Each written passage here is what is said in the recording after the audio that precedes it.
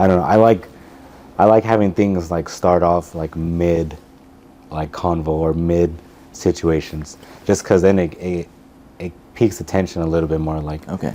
well, what was really going on? You know what I Yeah. mean? Like a couple videos, it's not like, all right, guys, hey, how you doing? I'm gonna teach you. It's like, here's this, and this is how we're gonna do it. Like, yeah, you're already thrown in there, kind of like a dream. You know what I mean? That's Yeah. that's like the only example I can say where it's kind of like a dream. You don't remember how you got in it, but like you remember it. You know? Yeah. Remember the dream.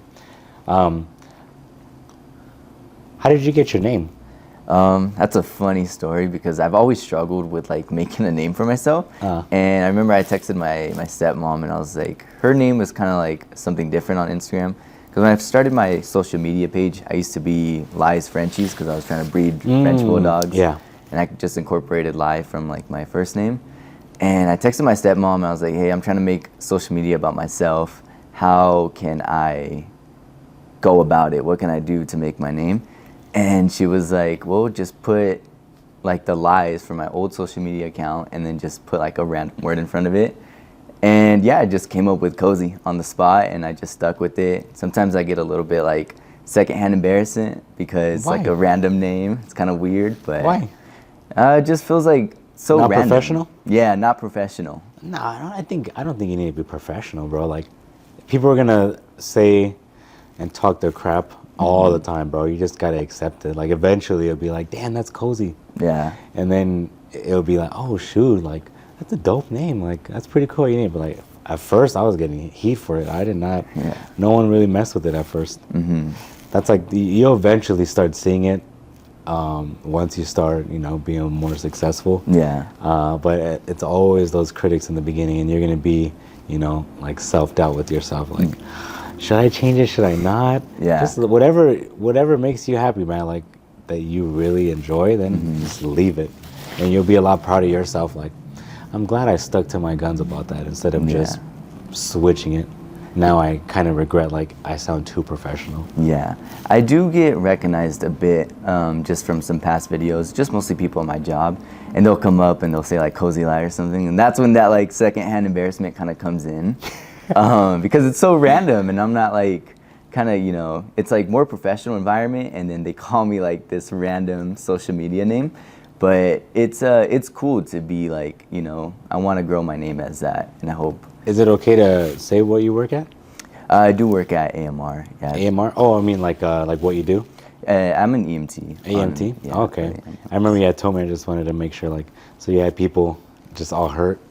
Yeah. Oh, but is that Cozy Lies? Oh, hell yeah. There's actually a funny story. I recently did an event right here in downtown Victorville with Food Album, and he hosts these like homeless events where he gets like a bunch of vendors, bunch of clothes and stuff like that for a bunch of homeless. And one of the homeless actually recognized me and from my job, and like it's two different environments. I'm going there as like a social media kind of person, and he recognized me from my job, and it's like that's when it's like it's a little bit weird, having patients recognize you, but at the end of the day, it's all fun, What made you get into like being an EMT? I used to be a server at Denny's right here in Main Street. Okay. And I remember I met two EMTs coming from San Diego. They were having some breakfast early morning. I was working graveyard. And they just talked to me about it. I wanted to get into the medical field, and they were telling me about the EMT position, and I kind of just like ended up going home, following through, looking into it and stuff. Damn. How long did that take to do the classes? Is it a trade that you had to go to? Yeah, well, yeah, I'd say it's like a trade. It's like an 8-week course. They offer two different types, like a 16 and 8-week. 8-week is a little bit more aggressive. Yeah, and like you're cramming everything in half. Yeah, but you get it done in 8 weeks, be an EMT in like a month. So like the first day you're immediately driving?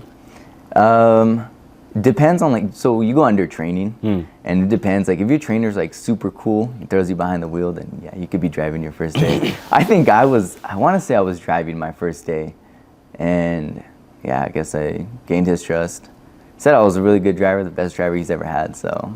Why, are there like crazy drivers? Do you think like, is it, like before you answer, is it a power trip? Like having the power of like moving traffic to the side? And like, hell yeah, like let me just go on the opposite side of the lane, or like let me just, I don't know. I mean, Yeah. I see that a lot where like they won't move past the car Mm-hmm. because that car is not moving out of the way or not paying attention, so they'll just stay there Yeah. instead of like go around it, Yeah. just to get their attention. Yeah. So it's like I always ask myself like, was that a power move or was it something like he really? I know he needs to get out, but it's like, could you have not gone around him? Yeah, with our job, it's kind of weird because we are supposed to respond to a certain call within a certain time. So when we get like traffic, and a lot of people, you know, they freak out when they see sirens and lights behind them, so they'll just stop right in front of us. But yeah, we do our best to go around. Sometimes like some drivers will have the adrenaline in them. I know I'm like, sometimes I'm a victim to that. Just depends on the call that comes in. I know there's a few times where I'm like swerving in and out of traffic. But yeah, there's just some rules that we got to follow. Where are you mainly serving up here in the high desert? Is there all like a specific area or it's just the whole high desert? My company, they cover Victorville, Apple Valley, and a little bit of Adelanto, I want to say, and a little bit of Hesperia. Okay, so you're going all of them. Dang. Yeah, we kind of go like all over town. Oof. Yeah. How's that? How's driving though? Like, is it scary? Or Yeah. Are you just comfortable? It is pretty scary, going like full speed sometimes flying 60 miles per hour. But for the most part, the best thing is like being comfortable behind the wheel. Yeah? Yeah, if you're not comfortable, then like you probably shouldn't be driving. Do you practice like any meditations or anything like to like calm yourself and the nerves down? I know a big thing that helps me would be like breathing like in and out, especially during calls. Like when you get on scene, you get like super nervous. You don't know what you're about to walk into. So you just got to remind yourself to just breathe and like, it's not the end of the day, you know? Yeah. Yeah, that's why I know like that position, you know, comes with a lot of baggage that you have to, I remember I talked to you about over the phone, like you have to like leave that at the job. But Yeah. how hard is that to leave that and bring it home? How not to bring it home with you? It's tough. There's a few times where maybe I don't notice it, but maybe I have brought it home before. But it's tough, and I know a lot of people in this field struggle with a lot of stuff like that. My job does a good thing in trying to focus on that. They offer a lot of like things and routes, people to talk to and stuff. But it's hard not to take it home. I'm sure like a lot of people can relate. Yeah. Yeah. Like how are like going through therapy and all that? How are they? I've never been to therapy myself due to my job, but I know there's been a few people who have to go through therapy because of certain calls. Yeah. And I've heard that the team is really good, that they help out a lot with what they do and stuff. So, Yeah, man. yeah. That's pretty cool, bro. Yeah. Well, you're doing that. So how is it like, let's say this gets successful, you being, you know, what would you call yourself? Like an influencer or? My goal what is to influence. Like, Okay. I don't really like the term influencer Yeah, because I same. feel like a lot of people can label themselves. Yeah. But my goal is to influence. So let's say once you get to that point of whatever you're trying to get, like how hard is it going to be like to leave, you know, helping others with the EMT? Is it going to be hard for you or no? I feel like it might be, and it's funny because people at my job were just asking me this question. We were having some breakfast, like all hanging out. They were asking me about, you know, if my social media blows up, what would I do with my job? Would I just focus on social media? And, you know, I thought about it, and I don't even know myself. I work so hard to be in that position. That's why. I'm Yeah. Because you're working hard right now to Yeah. make the content and, you know, build your network that you're going to have to eventually come to the decision where it's like, Yeah. which one am I going to do? Because I can't both give it 100%. Yeah. So you'll make the right decision, and I mean, regardless, like none of them are going to go away if you decide to go with the other one. Yeah. It's always going to be there. Yeah. So just remember that, like, it's always going to be there. Don't feel like that's the once in a life opportunity. Yeah. Like it's, you know, you can always go back and do it. Yeah, I feel like with this content creating, as like time goes, more opportunity opens up. I might, you know, put more focus on content creating and building relationships with people, because I feel like that's an endless thing. Because I never know where this is gonna go. You know, tomorrow I might end up somewhere huge, but I would always like relate back to helping people and stuff. Such a rewarding job. Dang, man. So your first video, you were doing car shows Yeah, my first video, I did an interview at a car show. at the beverage liquor, or is it just other? Oh, that one I did. Yeah, it was at Beverage House. That one wasn't an interview. So that's the one you have documented, but do you have, so you have other ones that you were doing for car shows? I did another one with Detail Garage. That's Okay. where I did like an interview styled video. And that would be, I think that was my last video where I did at a car show. So you started with car shows though? Yeah, up here. Why car shows? When I was on social media, that's kind of what I seen blow up more. Uh-huh. I seen Detour blow up, and I was kind of like trying to get my way into them, but because of my work schedule, I couldn't attend their events. So car shows were the only events that my work schedule worked with, and I just started showing up, meeting people, and then just like filming, documenting. Dang. Yeah, it was kind of impulsive when we started. My girlfriend's always the one like behind the camera, and she was like super nervous to record, and I told her, let's just go for it, you know. Just stand there with the camera and I'll do all the talking. So the first idea that you had was just like interviewing people, or it's just talking about the event? It was just, when I first started, I kind of wanted to do more like videography. I Okay. think I did, like I was doing a showcase of the cars that were there. And I added an intro of myself because I wanted to be on camera. Then the second one that I did at a car show, I wanted to implement more of myself to get my face out there, get like a name known. And that's when I kind of did more like the public videos, putting my face in there. And I want to do more public interviews and stuff like that. It's just a little bit challenging. Yeah, with your schedule, or just finding a cameraman? A cameraman that's confident enough to kind of just help me out and Yeah. stand there, and as well as confidence in myself, walking up to people and interviewing them and stuff. Eventually, you'll feel comfortable with it. Like it's gonna be a normal thing for you. Like, oh hell yeah, let's knock it out. Yeah. And then people already know when they see you. Like, oh, he's gonna come talk to me. He's gonna come ask me anything. And then so, well, what would you say like your, I wouldn't say niche, but like what do you like filming more? Like food places, or what's your goal for that? Let me see. What's the goal for making content right now for you? My goal right now is kind of just to build like my name.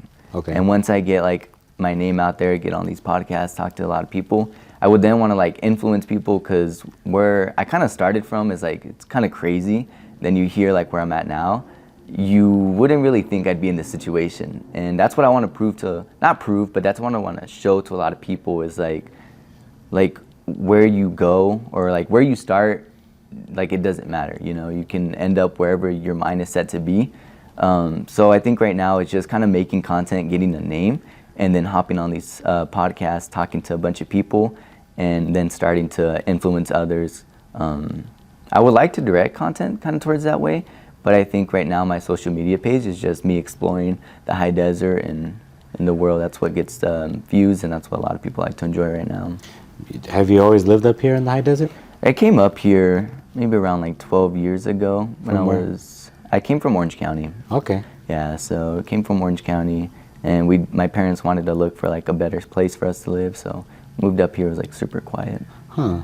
Because it looks like you've lived up here all your life. The reason why is because you promote like, hey, let's talk about good things about the high desert instead of the bad things. And you only hear that from people who've like lived here Yeah. most of their lives or their whole lives. So that's surprising. Like you've been here 12 years and you still want to promote like, hey, this is still a good place instead of a boring place that you hear a lot of people complain about.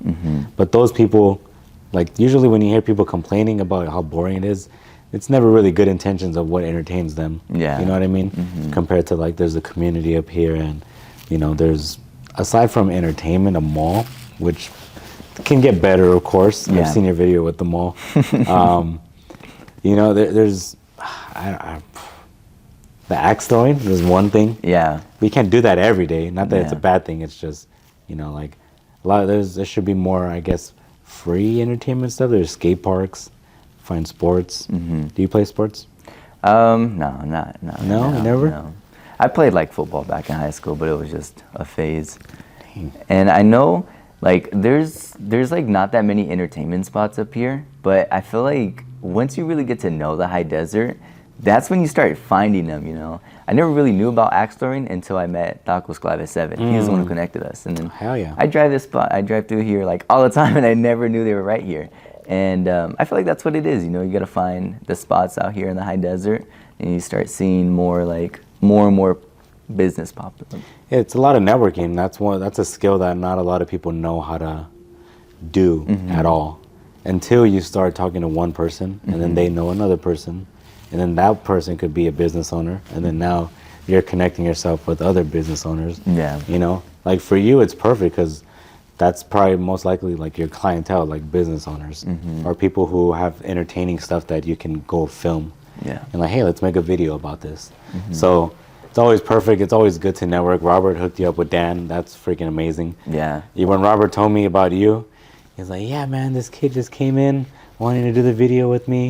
And he was like, yeah, man, he had good intentions. He was really humble. So I like that about him. Like, that's the one thing that you don't see a lot in people. So he was talking good things about you, and I was like, huh. And then when I seen your video, I'm like, oh, okay. Yeah. Because yeah, he just came, he left, and yeah, the video should be out. And I mean, from the behind the scenes stuff, like these business owners, they really appreciate you going above and beyond for, you know, showcasing their business. Because like you see it in front, like what they tell you, and then I see it like from the friends that I know, like, oh yeah, you know, he helped me out with it, and it's like, okay, that's pretty cool. That's why I reached out. I'm like, you know, he seems legit and, you know, pretty humble about it. So I'm like, hey, let me, you know, have a conversation, sit down with him. Yeah. But yeah, Robert was really grateful. How did that go about you go with Robert or Clave So 7? I honestly, I want to thank Robert a lot because he really, when I got back into content creating, I went to him first, his business. I was recommended to him by a family member. And ever since I did it with him, like he's such a good man. He's putting a good word out for me. So I really want to thank him a lot. But I just went and had some fun with it, enjoyed some tacos, but at the same time focused on his business and what I can do for him, and how can I promote it to the public and get people to know, like, hey, Bear Valley is a busy street. You know, this is a perfect taco spot. They got a lot of stuff to offer. Wash your car while you're at it, you know, and that's kind of how I went about it. And the person who recommended you, they were friends, or they just liked it because of the food? They were actually family. It was my uncle, and he liked it because of the food. He doesn't do social media or anything. Okay. A lot of my family were like the first ones to see my videos, and so they were just like sending me places, go here, and I can't remember because I was going through, when I did my first review, it was at East LA, and I took like a small break because I was going through some like personal stuff. Yeah. And then it just clicked. Like I remember doing Tacos Clave 7. Out of nowhere, I just woke up and like I need to get back into my videos, back into my reviews, and then just went to him from my family telling me about him. Sheesh. Yeah. You said you had a stepmom. Like, are you guys? Has that always been a thing, like since birth, or like your parents had separated? Yeah, if you don't mind talking about it, we don't have to talk about it. I don't mind at all. My parents separated when I was like young, down in Orange County, and not too sure when my dad met my stepmom, but when we moved up here, that's when things kind of changed. Like she kind of took over for us and stuff like that, kind of helped raise us. But yeah, it's always been a thing, and I feel like it's more common now between families to have a stepmom or a step-parent, unfortunately. Yeah, and not all the time it's like the best relationship between the two. Yeah, definitely. Like, it's more common to not have a good relationship, like the stepmom and real mom, stepdad, real dad, or their dad. Yeah. Luckily for me, like, my stepmom and my mom are like really close friends. Just because time has passed, you know, like eventually everyone just gets over like, that was the past. Like, let's all be a family, you know, like be here for all the events, Christmas, birthdays. You know, it's more for, you know, the kids and then grandkids than like what you did to me and like carrying that hate or, you know, that resentment. So that's why I had to ask, because when you said stepmom, like, I know that feeling of, you know, like not being with, well, for me, it was not being with my dad, seeing him on the weekends. Okay. So I was being with my mom, and then like it affects you, like, you know, women, men coming in and out, your life, like, hey, I'm your stepdad, and then they break up, and it's like, Yeah. you're too young to understand, like, how does this really work? What's really going on? Yeah. So that's good though. Like, you guys are, and you still talk to your mom? No. Okay, no Yeah. worries, man. I respect it. Yeah, I choose to stay away from that. I understand. Well, that's good, man. Well, that's good that you came up here and, now you're doing something that, I wouldn't say like you're doing something that's like being, how do you say it, that people like. It's you're doing something that you enjoy doing, and it's making you happy. Yeah. And now you're seeing the effects. Like, it's really helping others instead of like it's all about me and the numbers and how could I get more famous? How could I make money off of this? I guess the goal would be like, yeah, I would like to make a penny off of it, but Yeah. it's never really like the intention. Like, I'm doing this so I can get paid. Yeah. It's like, I'm doing this to help, and now you're seeing the result of it helping. Like, when you hear these business owners, heck yeah, man, your family came in, they said that they seen the video, and I came in, or other people, like, I seen your video, Cozy Lie, and right, Cozy Lie? Yeah. Yeah, it does sound kind of, Yeah, it sounds it's fine, like, I just saying it out loud sometimes, but it's like, oh, at least they know it's you though, like Eli. So yeah, man, I would say keep it up, bro, and just, I don't know what's like the next goal for you. I don't even know. This is kind of all happening really quickly. I never thought I'd be even in this position.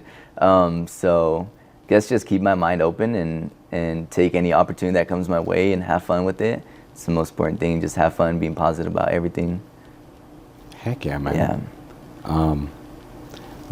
How was that taco challenge? The chip challenge. Oh, I seen that. man. I was watching it, Yeah. and I was like, damn, 2 minutes? That's a long time. And you're like, oh, it's spicy. Yeah. And then, like, I don't know where it just cuts to just like you standing, and then just, whoa, like it just shot out your mouth. Yeah. It wasn't like you were hovering over. You were just, and I knew you couldn't even help it because you're like, whoa, and it came out like, oh, fuck. Yeah, Damn. so that's actually really funny because I just, I was like wanting to do a challenge video, wanting to push it out there. And I was living with my girlfriend at the time. We had our own apartment. And I was like, I think I want to do the one chip challenge. And she was like, no, girlfriends, no, you can't do that. You're going to end up hurt. And out of nowhere, I just bought it. And I surprised her with it. I was like, do you think you can help me film? She was like, yeah, but I don't want to see you like this. I'm like, well, we got to shoot the video. Yeah. And I even had some of her family wanna watch, like, be there while I ate the chip, but I was kind of like, kind of insecure. I don't know what was gonna go down. So I was like, no, let's just do me and you for this one, and then I'll send them the video. And I remember promoting it on my story, trying to make it like a big thing, even though it was just, all for fun. And some people sent me messages, do it for 2 minutes, drink Sprite when you're done, something random like that. And I just remember sitting down, it all happened so quick. I pulled the chip out. When I'm showing the chip, you see like I'm kind of shaking like this. And yeah, I ate it, and so many thoughts went through my head. I was more disgusted by the flavor rather than the spice you're at like, first. oh, this tastes horrible. Yeah, and like in my head, I'm like, I gotta get this thing out of my mouth. But You didn't even swallow it. You were just like chewing it, and then you were just like spitting like the chunks out. Yeah. But it still got you. I can't imagine you actually swallowing it going down your stomach. Yeah. That probably would have messed you up more. Yeah, have you ever done the one chip? Yeah, I was gonna get you another one just as a gift, but they didn't Yeah. have it right there at that Oh, 7-Eleven. that would have been. Last time I went, they had it, and I was like, And I told Dan, I'm like, I should get one. Yeah. And he was like, no, don't do that. All right, so when I went there, when I asked you, like, hey, you want anything? Yeah. I was looking for it, and like, they either bought out or they just stopped selling it. That'd have been the funniest thing if you would have gotten it. But how long were you throwing up after that? Or like, how long did it last, the heat? So I was actually debating on going to the hospital because I was feeling like I was in shock. I felt like I was shaking, I was shivering. I wasn't cold. Yeah. I was just shivering. I felt like my body honestly went into shock. Like your blood pressure? And, Yeah, I felt like it was bad. My girlfriend ended up, telling me hop in the shower with some hot water. So I got in there and I tried to cool down. And honestly, the shower helped me out, but I was close to going to the hospital. So I'm debating on doing another one. I'm debating about it. Not even half. I'd say half this time. Yeah, I don't know. I It's don't not. know. I would say half because, I mean, no one's really gonna judge like, oh, take it. They will say take it all, but Yeah. you're only doing it for like the first part where you're filming. Yeah. Like no one else sees like the after effects, Yeah. like you having to go to the hospital. It would have been funny for content, but like since you didn't, you still had to suffer through that. So I was like, maybe if I would have taken half, we Yeah. would have still got that first part, but I wouldn't have to really suffer that bad. Yeah. I'm debating about it. I know there's a new one that came out. It actually came out like right after I did mine. I'm like, bro, I got to do it again. So I don't know. I might promote it on my story if that's what people want to see. Might do a poll, then I'll have to do it. But yeah, that one was a lot of fun starting content with that. What was your first video that popped off? I that would you honestly, remember? when I did the video with Robert at Tacos Clave, Okay. my views were like really low. I was kind of learning content creating, so I was only getting like 1,000 views. And when I did that video with him, it was like at like 12,000, 11.7K. And like I remember I was like freaking out. I was like, that's a lot. For me, it was a lot at No, the it time. is. You know? It is. And I was like super excited. So I would say that one kind of like was my first video that got some views. And then my most recent video with Las Brisas restaurant, super cool people. That video is still going up every day. It's at like 70K, 70 something thousand. And that one's like my more, not viral, but semi-viral type of video. Yeah, that's the one thing. It's you had mentioned like, oh, it's only at 1,000 or 10K. Like that's still a lot, bro. It is really hard to stop comparing with yourself. Like, oh, compared to millions or 100K, or the other video that's performing a lot more. Like I get into myself too, where it's like, well, it's not at 1 million yet, even though it's at 500K, and it's like, oh, this didn't perform good, or why isn't it doing good? And it's like then you start to, take away the fun away from like, and the meaningful to yourself. You know what I mean? At least for me, I'm speaking for myself. Like I start to, be more about the numbers, and then I have to be humble. Like I have to humble myself. Like it's all for fun. Like you're doing it for fun and help the client out. Like it's still performing good, not to your standards. Which yes, it's good to have your high standards, but then like what are the long terms of how it's gonna affect you and the way you go about things? Because I've been in, I wouldn't say dark places, but like I've been in spots where it's like that video is not good, even though it is good, and it's like, no, like we're gonna have to take it down, or no, we're gonna have to, you get too, how would you say it, like hands-on or judgy about it? Yeah. Yeah, judgy about it, and it's like, it's really hard, man. So just know, like 10,000, I'd say is pretty good, because I mean, maybe what 10% is here in the high desert, because it's not really like locally, especially with TikTok. Like if you get 1 million, like less than 1% is probably in your community. Okay. Less than that. Yeah. Because it's like all around the world. So a lot of clients get, oh, it's 1 million. It's like, I mean, unless if you're selling like, e-commerce, selling, a product online, then it's good because, you can get higher conversion rate. But as far as like your store physically being here and you're not selling anything online, it's going to be less than 1% of people are going to walk through the door to, hey, I seen your video, I want something. Okay. You know what I mean? That makes sense. So you have to, like just understand, like, like, and setting that expectation to the client as well. Instagram is a little bit more community. So you might get like, hey, this 10,000 it might be more than 1% or 10%. So I just known from experience, like with TikTok, like it pushes out to so many people that it's kind of hard to, you end up figuring out, I know I'm going on a lot of tangents, but you end up figuring out like, okay, what does the client want? Does the client want, to build a brand online, like the views and to, establish themselves? Or do they want, people coming through the door generating leads? And then that's the way you really go about like, how should we market this content? Okay. Like, hey, come through the door, here's a discount. Or like, hey, here's this place that exists. That's just social media presence. Or, hey, come mention my name and you get this much off. Okay. This is all ideas that you can take in. I don't know. I'm really going off tangent. That's how I work, man. Like, Yeah. That's why my content is like everywhere. Yeah. The one thing I'm noticing, like my Achilles heel, like my kryptonite is being organized. The fact that I'm not organized it affects me, because it's cool to be like, I wouldn't say I'm a wild card, but it's cool to just be everywhere. when you're dealing with like 1 or 2 clients.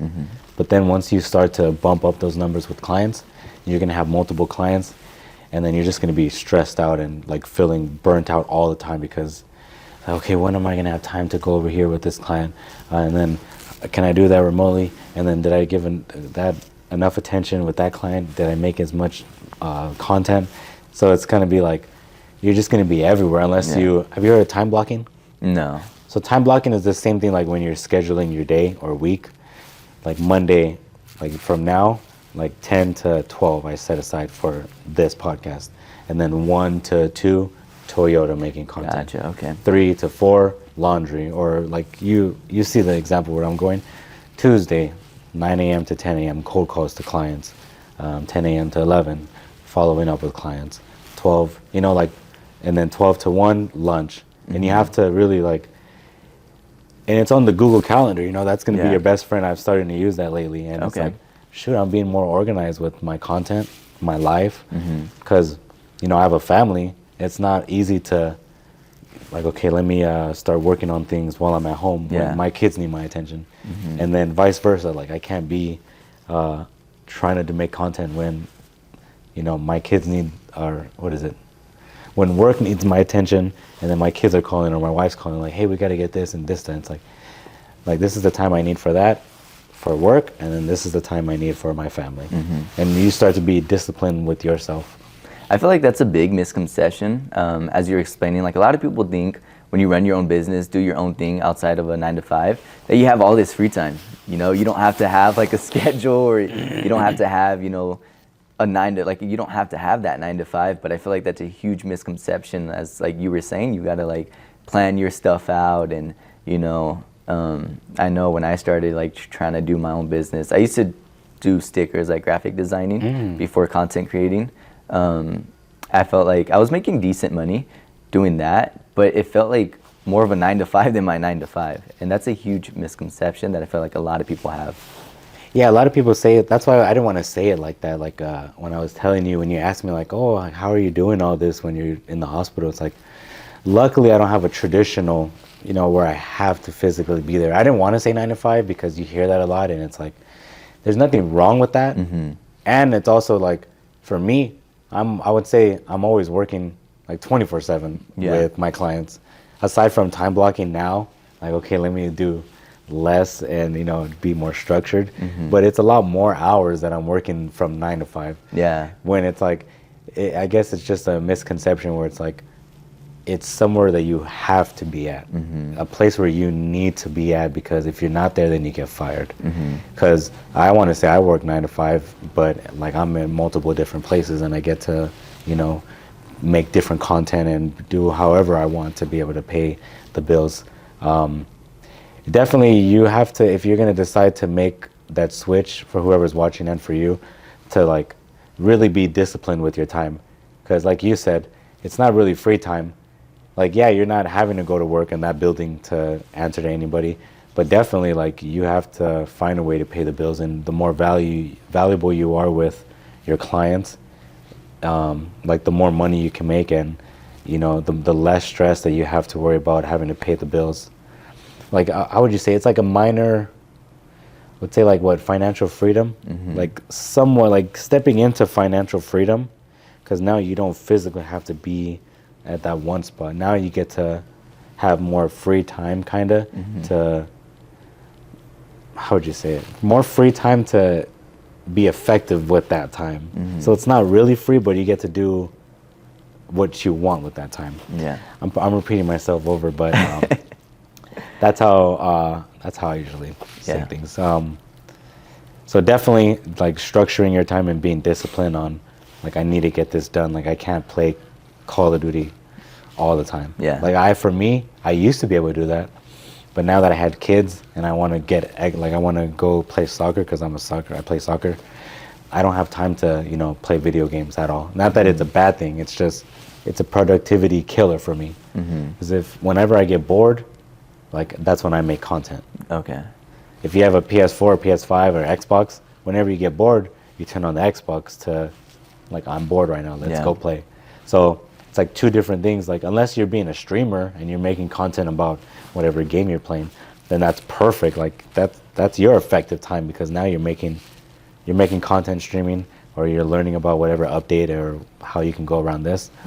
For me, it's like I used to turn on that PS5, PS4, and then just waste hours. It was fun, but it wasn't really productive. Yeah.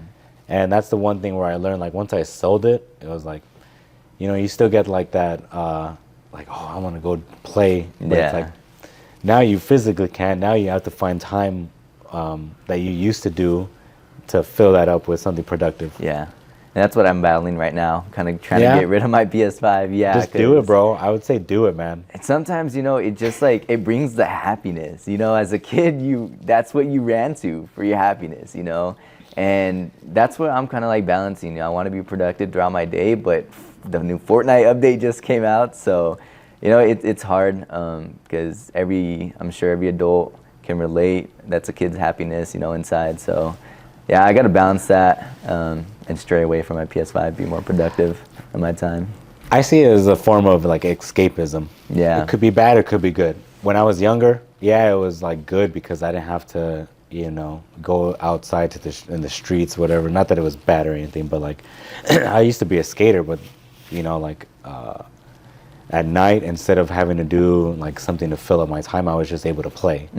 You know, like I don't want to do anything else. Like let me just play. Now it's like I can be effective now because at first when I was a kid, I wasn't really able to. I wasn't mentally mature enough to know like I can be effective, more effective with my time.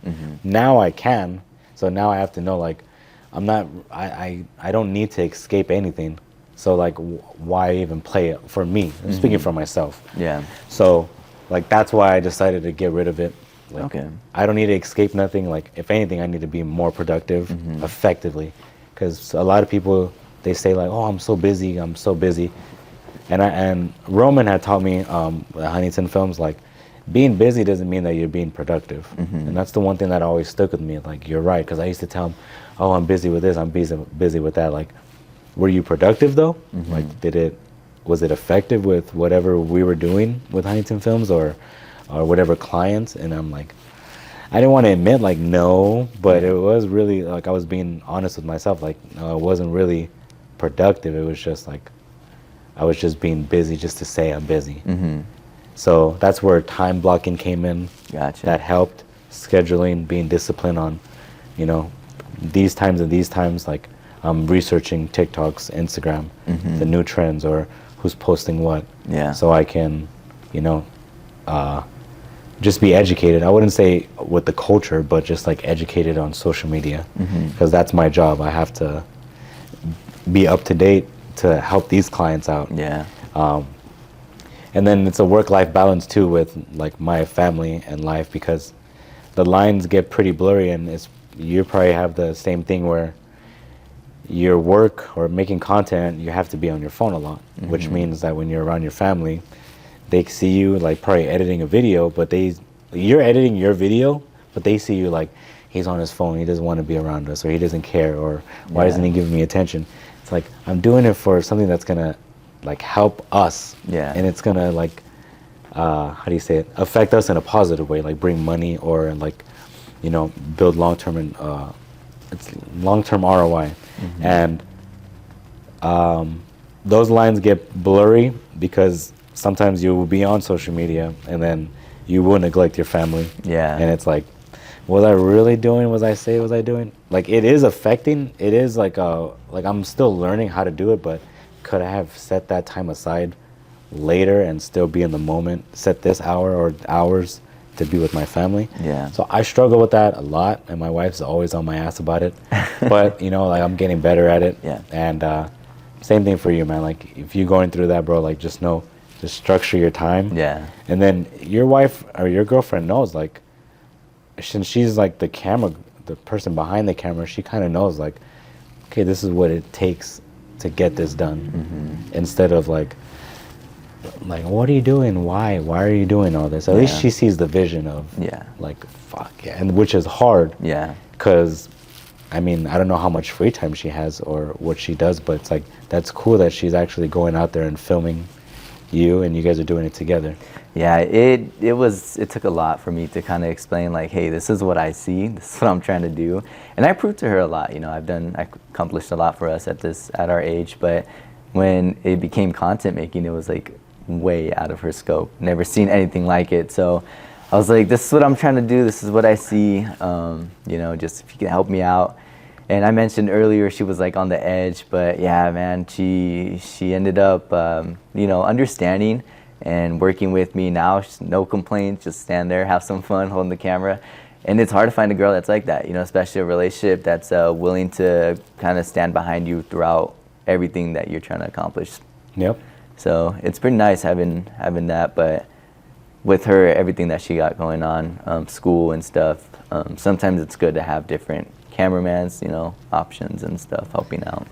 Unless you have a tripod. Yeah, tripods help. I gotta get myself something. You don't like have that. one? I have a very mini tripod No, that I can set up. I wouldn't say that one. Like, they're probably the same price, but there's another tripod that's like tiny that I use for all my content. And it was like 30, 40 bucks. And it's pretty big as that, but it's thinner. So you can fold it in, and it's like probably like this size. So you can have it like in your car. And then you Gotcha. take it out, like unfold everything, and then it's like just set the camera there and you're good. Gotcha. Yeah, I have something. It's probably like the half the size of that. But I get very insecure. Like when I whip out my tripod and put it up, people start staring. And I'm It's like, gonna happen regardless, bro. And Yeah. it sucks because you're like always having to look over your shoulder, like who's gonna take my phone or who's gonna come up to me, and I'm by myself. So there's pros and cons of doing it by yourself. That's why if I ever make content by myself, I'm like, I have to be literally isolated where there's nobody around, because then I get like anxiety, like Yeah. who's gonna come up to me? How am I gonna defend myself? How am I gonna try to fight off not taking the camera or my phone? Yeah. So it's like you're always thinking that, and then still trying to be in the moment, like, what was I doing anyways here? What am I filming? Yeah. And yeah, man, that's like, there's pros and cons to doing with by yourself and with the cameraman. The Tacos Clave 7 with Robert, I did that one by myself. And so like the way I recorded the intro, I had set it up on my car, and I wanted to use like their background, their logo and stuff as a background. But even just setting it up on my car, it was like, felt like unprofessional, you know. Kind of just let thoughts kind of kick in and stuff. Yeah, I get you. know. Like, oh, the business owner is looking at me like, really? Yeah. That's it? But then when the result, but the end result, it's like, he probably did think like that, but then you proved him wrong, like, oh shit, yeah, like he knew what he was doing the whole time. Because I get like that all the time, like, really, your phone? And it's like, yeah, it's pretty simple, or like on the fly like that, like, yeah, just you fucking randomly talk, I'll chop it up and it'll make sense, and use the phone, quick, mic you up, and then when the end result, they're like, oh shit, then you start building that trust. Yeah.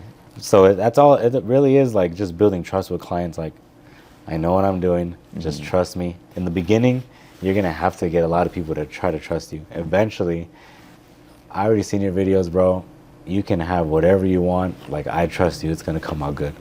I know what you can provide me, you know? Yeah, So I eventually appreciate you'll that. get there where it's like, I can just have my little tripod there and they'll laugh at me, but I know like, I have the vision in my head. Yeah. And it's always hard to, it's hard to explain your vision to other people.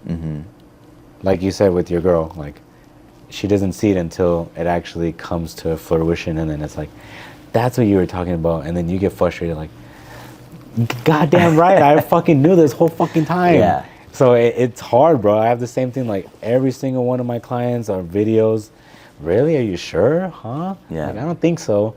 And then once you get people who really are like pushing back, then it's like, they're not gonna give it their all.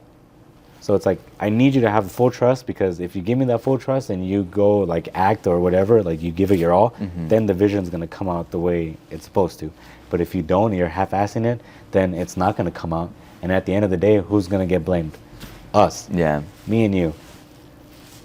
Like, you're not getting blamed now, or you probably will never get blamed, but once you start collecting money, it's like, oh, that didn't work, it was his fault. When Yeah. it's like, it really wasn't my fault. You didn't want to show certain things, or you didn't want to cooperate with me by explaining things. So that's gonna also affect like the video, because I want it. And it's a lot of what I would say ego. I wouldn't say ego, but it is ego, because like this is the vision. I feel like it's gonna help you because I've been doing this for a while. Yeah. Like how many videos do you have under your belt that you've been working with, like businesses? Probably like I think around 30. So around 30. Yeah. So that's more than like a business owner that's done with another business. So it's like you have 30 videos of experience that I know what I'm doing, just trust that I know what I'm doing. Yeah.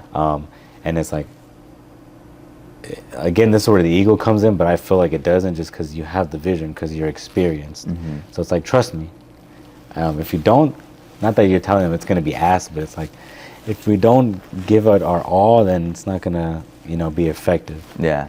And at the end of the day, even if it is, at the end of the day, you're going to get blamed regardless. I want to go back to you bringing like, you know, the money. A lot of people on my videos, they say like, why would someone ever pay for a review like this? And yeah, I don't take any money. You know, I've had businesses, hey, you know, I'll give you $100. I like to do my work right now because I still feel like fresh. And especially since it's like the first video I do with them, I like to just do it, you know, complimentary. But yeah, I get a lot of like people hating, telling me, why would you ever pay for this? Why would you ever do, you know, give them money? And, you know, I don't, as of right now, I don't charge anybody. And I just want to bring that up because it is something a lot of people give me, like throw at me, you know. And that affects you? And it brings, you know, my confidence a little bit down, but I feel like it's something I'd rather like bring up so people know, like I understand I'm new. I understand, you know, my content. Sometimes the reviews aren't directed, especially like what the business may want or what they want to showcase, but it's just like, it's all complimentary. It's not, you know. I still do free work. Even with all this stuff that I do, like how experienced I am, like I know like I can charge you, but I still do free work. Yeah. Like the liquor store, like I don't know his name. I forgot his name. What's his name? Abram, I believe. I think so. Yeah. I do the TikToks. Like, don't pay me, bro. Like, I'm just doing it because I just want to do it. Yeah. Like, there's a lot of stuff that I do for free because it's, first off, it's easy for me. Like, I can film a TikTok or multiple TikToks within an hour, a lot that are effective. Or some of them flop, some of them are good. Like, it's easy. Let's do it. Like, I'll knock it out. No, it's your time. No. It's like, don't worry about my time. Like, I am offering you. Like, I know what my time is worth. I know how much I charge or what I could charge. Like, let me just do this. Drone shots, I do free drone shots. You know, it's like, aside from building that experience, you're getting that experience, but it's also to build rapport with clients. Yeah. It's always good to, you know, start off building trust. I wouldn't say giving free stuff is building trust, but it's one way because you're dealing with a lot of business owners. So you coming up to them, what's always going to be on their mind? What do you want from me? I already get enough people calling me on the phone trying to sell me internet or trying to paint my windows or wash my windows. People coming in my store trying to sell me Jehovah Witnesses, I don't know, whatever it is. Like, then you come in like, hey, I'm trying to do this. Well, what's the catch? Yeah. Oh, there is no catch. No, there's something. You've experienced those conversations before, right? Yeah. No, I swear, like, there's no catch. So, like, you being transparent with them and building that relationship, I promise you, it's like, I want to do this. This is my vision for my life. And this is what I want to do. I thought I'd help. Not even help. Like, I thought, hey, you know what? Maybe, like, I can do it with your business. And, of course, like, I don't want to charge you because I'm not that experienced. And not that it's a bad thing. Like, you're doubting yourself. It's just, no, I don't have enough experience. But this is going to help me get it. Yeah. So if you can help me, I would greatly appreciate it. And we both win. It's a win-win regardless. Yeah. You get a video that lasts, it's like an online billboard that will be on there forever until you delete it. And then you can compare to if you pay for a video, if you pay for a billboard off the freeway, that's $1,500 minimum, maybe $2,000 minimum. That's for a whole month and then it goes away. This, even if you were to give me that money, for example, $2,000, this is going to be online forever. Yeah. You can run this ad. You can run this video I made for you or put that $2,000 in this ad for a whole month or 2 months and watch that bring in 10 times what a billboard is going to charge you. Okay. So if you start thinking like that and you explain it to them, they're going to be, you're showing them value, you know what I mean? Where it's like a video, you're just looking after yourself.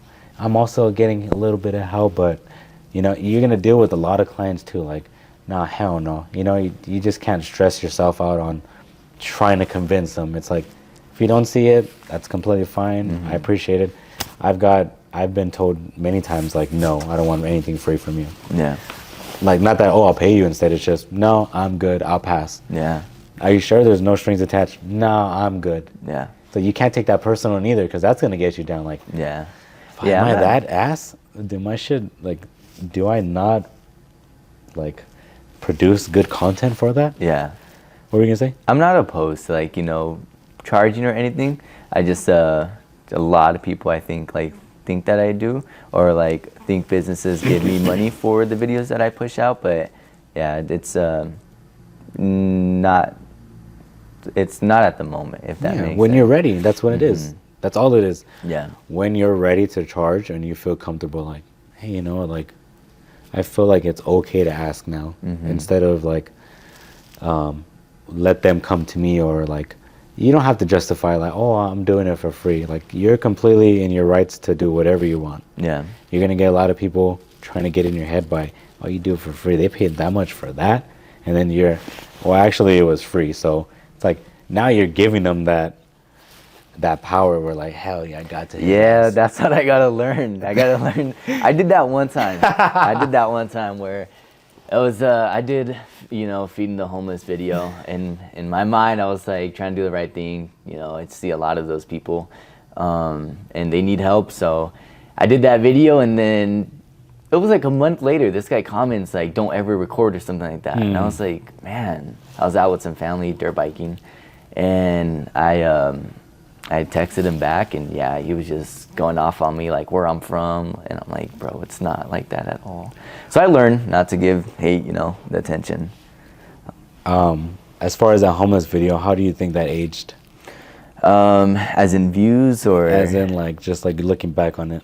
I don't think I'd ever do a video like that again. Because it can come off wrong, you know? It can come off very wrong, but my intentions with it were not for views. Yeah. It was more of just to show my intentions with the high desert. Yeah, like awareness, like, hey, it's okay to be nice to people. Yeah. Which is, it's always good. It's no matter what, it's a lose-lose for you. Yeah. Or it's a win-lose. I just, you win because you did something nice at the bottom of your heart. It's a lose for everyone else because, like, why would you film this? Like, this is not something that you need to, in people's eyes, it's like you're filming it to brag about it. But it's like, it's kind of hard. Like, I'm filming it because I'm trying to show you, like, there's good people out here that are willing to go out of their way to help others. Let me inspire that in other people. But at the end of the day, you're going to get people like, damn, really, you did this? Like, so it's always something where it's like, you can never win with that. Yeah, I got to learn how to promote, you know, kindness or whatever it is in a different way other than giving back to the homeless. But yeah, I learned you got to be careful what you push out to the internet, because some people just won't agree with it. No matter what, they're not going to agree with it. Even if it's a good, positive video, which that was. Yeah. But, like, even for a business owner, like, they're still going to find something wrong with it. And you just have to know that these people are going to come at me with saying the wildest stuff. And some people that you might know that it's going to affect you, like, damn, that was the last person I thought that would say something like that to me. And it's like, you just have to know, like, you hear it a lot, like, most people, I wouldn't say are miserable, but, you know, they just have a lot of free time on their hands where it's like, I don't like he's enjoying, like, get to do whatever he wants and gets this attention, and I'm here struggling with my bills. So let me do something that's going to get him affected. So it's like, and it has nothing to do with getting your bills done, or it could be anything that's going on in their lives. But they just want to affect you somehow. And it sucks, but it's like, if you can combat that, you know, you're just going to be stronger, and then you can make videos about, hey, you know, I do get a lot of hate on this, but, you know, I'm still going to do what makes me happy and what helps my community. I wanted to ask you. Go on. How come, well, from when we talk, it seems like you mostly focus on the high desert, and, like, your clients are from the high desert. I'm not too sure if you have clients, like, all over, but do you see something, like, in the high desert that, like, I don't know if that makes sense, like something like huge coming from the high desert on why you promote? Because you can, you know, the way I see it is, like, you can take your business, and I mean this, like, in a different way, like, you could take your business down the hill, you know, and promote thousands of businesses down the hill, but what's like in the high desert that kind of keeps you? I've always been a community person, like about the community. Okay. When I was with Huntington Films with Roman, he's always been, adamant about, we're here for the community. So we both had that same vision, and we just amplified each other. Like, hell yeah, let's do it for these business owners, and let's do it together. And it's for the community of the high desert. We hear a lot of people talking crap about it, so it's like, we don't need to be adding on to more negative. It's just, let's just make it positive, like there's a market here that's for to be positive. And we didn't, I don't want to say market because that's kind of bad, but like there's something there to be positive about it. So I thought, like, let's just continue it, like help the community out. And Roman helped me just see it because he lived up here all his life in Adelanto. So I was like, hell yeah, he's shown me parts of the high desert that I had no idea. Off-roading, certain restaurants, certain places to go to. And I was like, damn, man, like it's more of like, I need to be in the city and stuff. It's more like, hey, being more isolated is better because you're around less people, less crowded. Your mind is more clear on certain things like off-roading, fishing. It's like you're doing that for yourself or with the family, and it's like you're not getting distracted with other people's drama. It's just you and your thoughts or your friends that you're spending time with, like quality time with, instead of just talking about who's doing what, Kim Kardashian this, TMZ that, like what is this artist doing. It's like, that's cool to talk about it sometimes, but at the end of the day, it's like all that information that's getting passed to you about drama, you're not going to remember it. It's like it's not effective. It's not going to help our lives get better.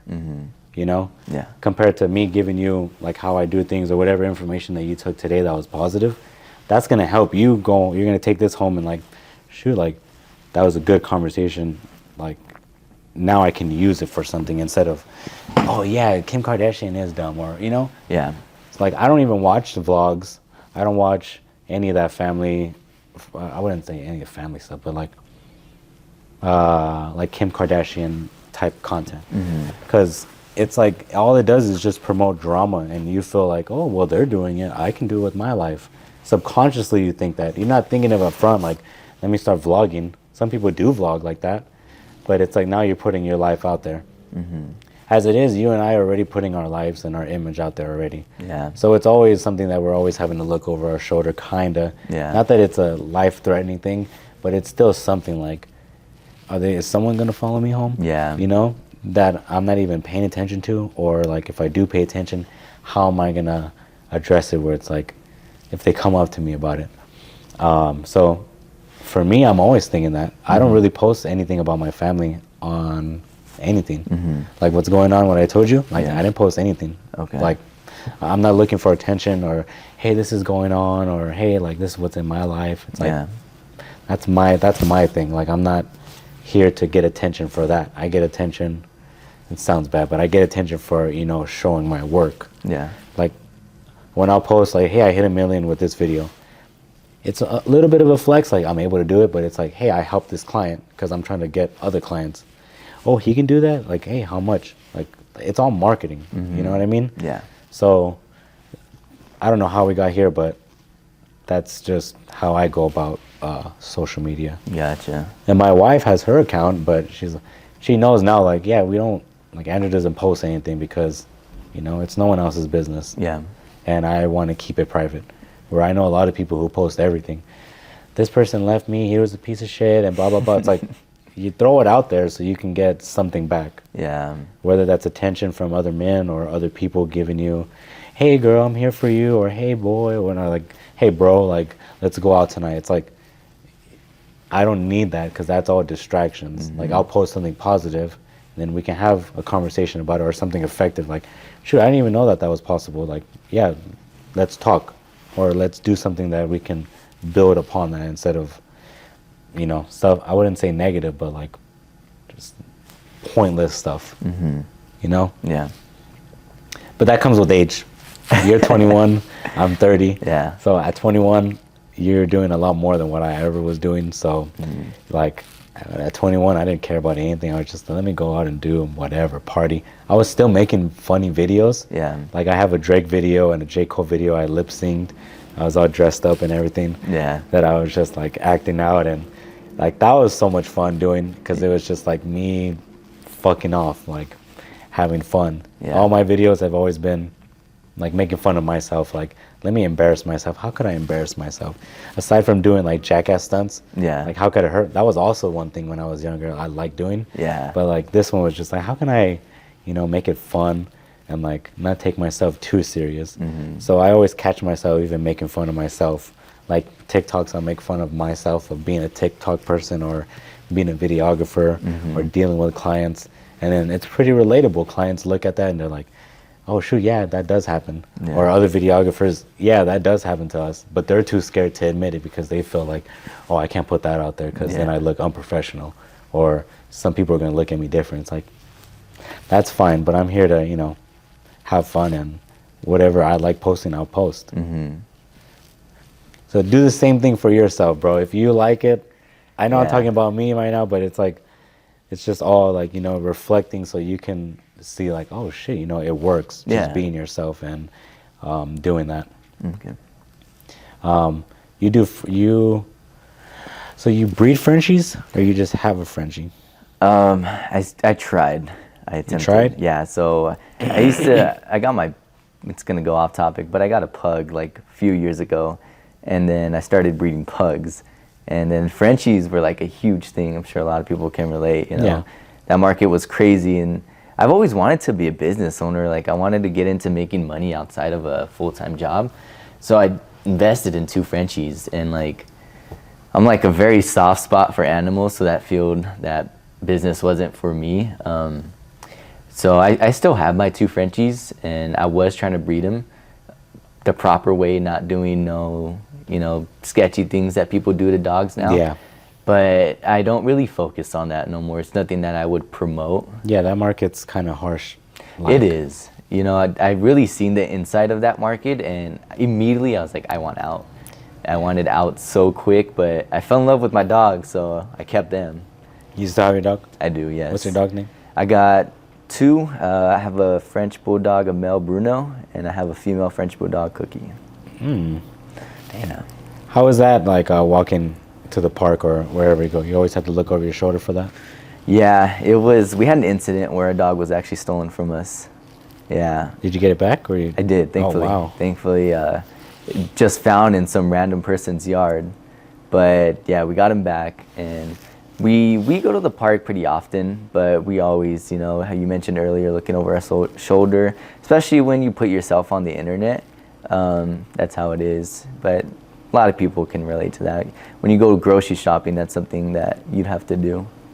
Definitely, yeah. Yeah. Like when I'm at the grocery store, I'm always thinking like, fuck, like I just want to enjoy being in the moment, but I'm always like, Yeah, you gotta like look around, make sure no one's following you your car. I tell my girlfriend all the time when we walk to the car, especially before she met me, she'd like put her head down and start walking. I'm like, how are you not looking to see if anybody's following you? Especially, fortunately, happens more to women.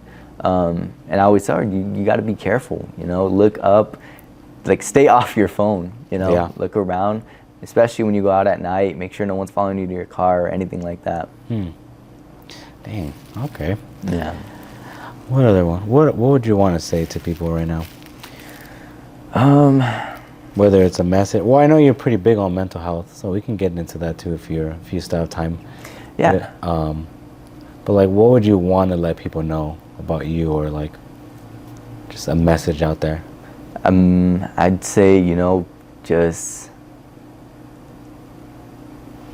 the best way I can put it would be, you put your mind to something, you have your mindset, no matter how far you think it is, or no matter what people say, like if you put your mind to it, you can get it done.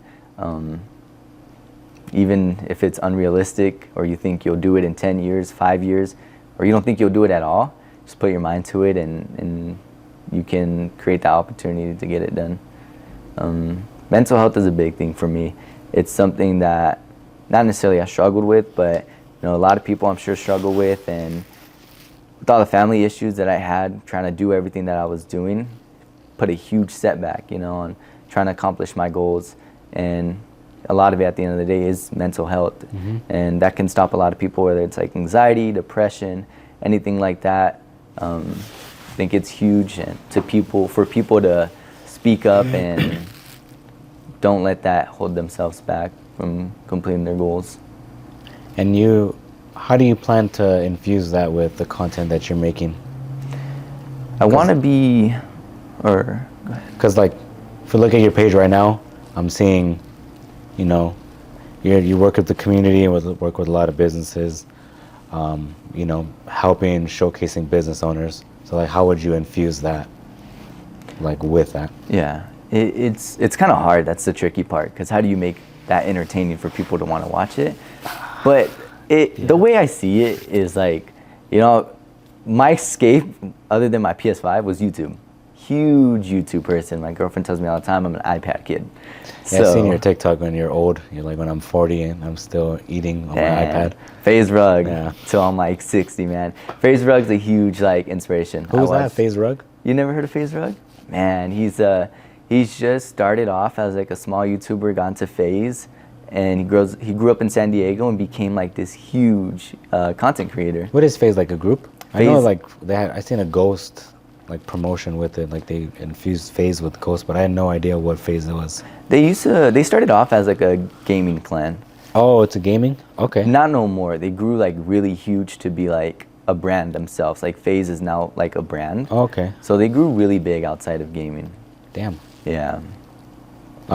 So how would you infuse it still with your Yeah, so what I try to do is just be positive about everything, you know, put that positive figure on social media. So when people either, you know, not necessarily my content is something you can't watch and have YouTube or eat and watch it with, but when people are looking for, you know, unfortunately the escape, they come across my page and yeah, it's not, you know, anything happy or anything like that, but just a smile, you know, something like that, just infusing positivity on a social media platform, doing these talks, going out in public. That's my way of trying to incorporate mental health and helping people out with all that stuff. I feel like, well, the recent video, one of the ones that you did in the mall, like working with that doctor. Was that a doctor?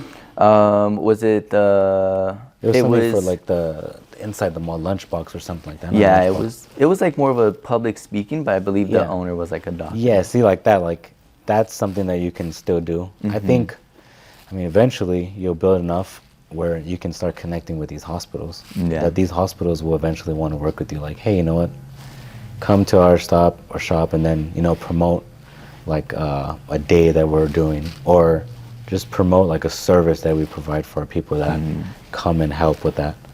Or you can even put, I'm not even trying to tell you how to do your content, man. Just throwing ideas out there. No, yeah, bro. I appreciate it. If it sticks, it sticks. Yeah. Like, I don't want no credit whatsoever. But it's like you can do at the end of all the, you know, the videos that you do, like, hey, remember to always, you know, reach out to somebody if you're feeling anything, like at the end of it, or, you know, like infusing that with, hey, this is the taco spot, and then, hey, also a reminder, like a text or something, or you saying, you can have an outro too, an intro and then an outro.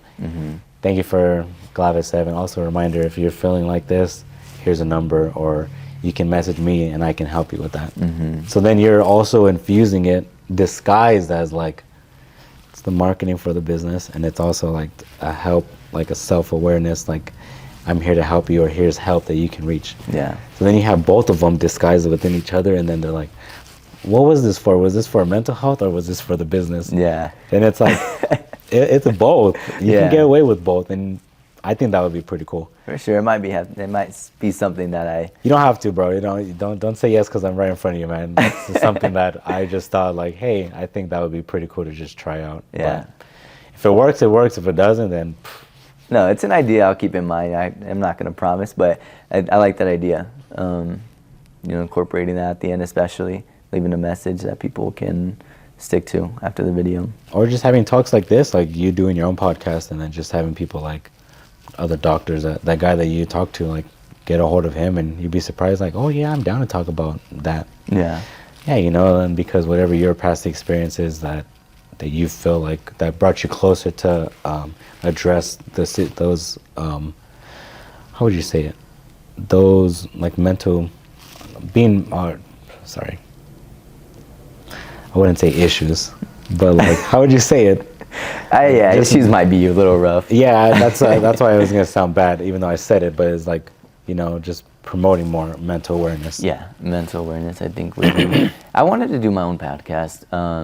It's just like when you talk about it, it sounds cool, and any idea that you have, and then once you actually start looking into it, like, dang, it's a lot of money. It's a lot of time that I'm gonna have to put in.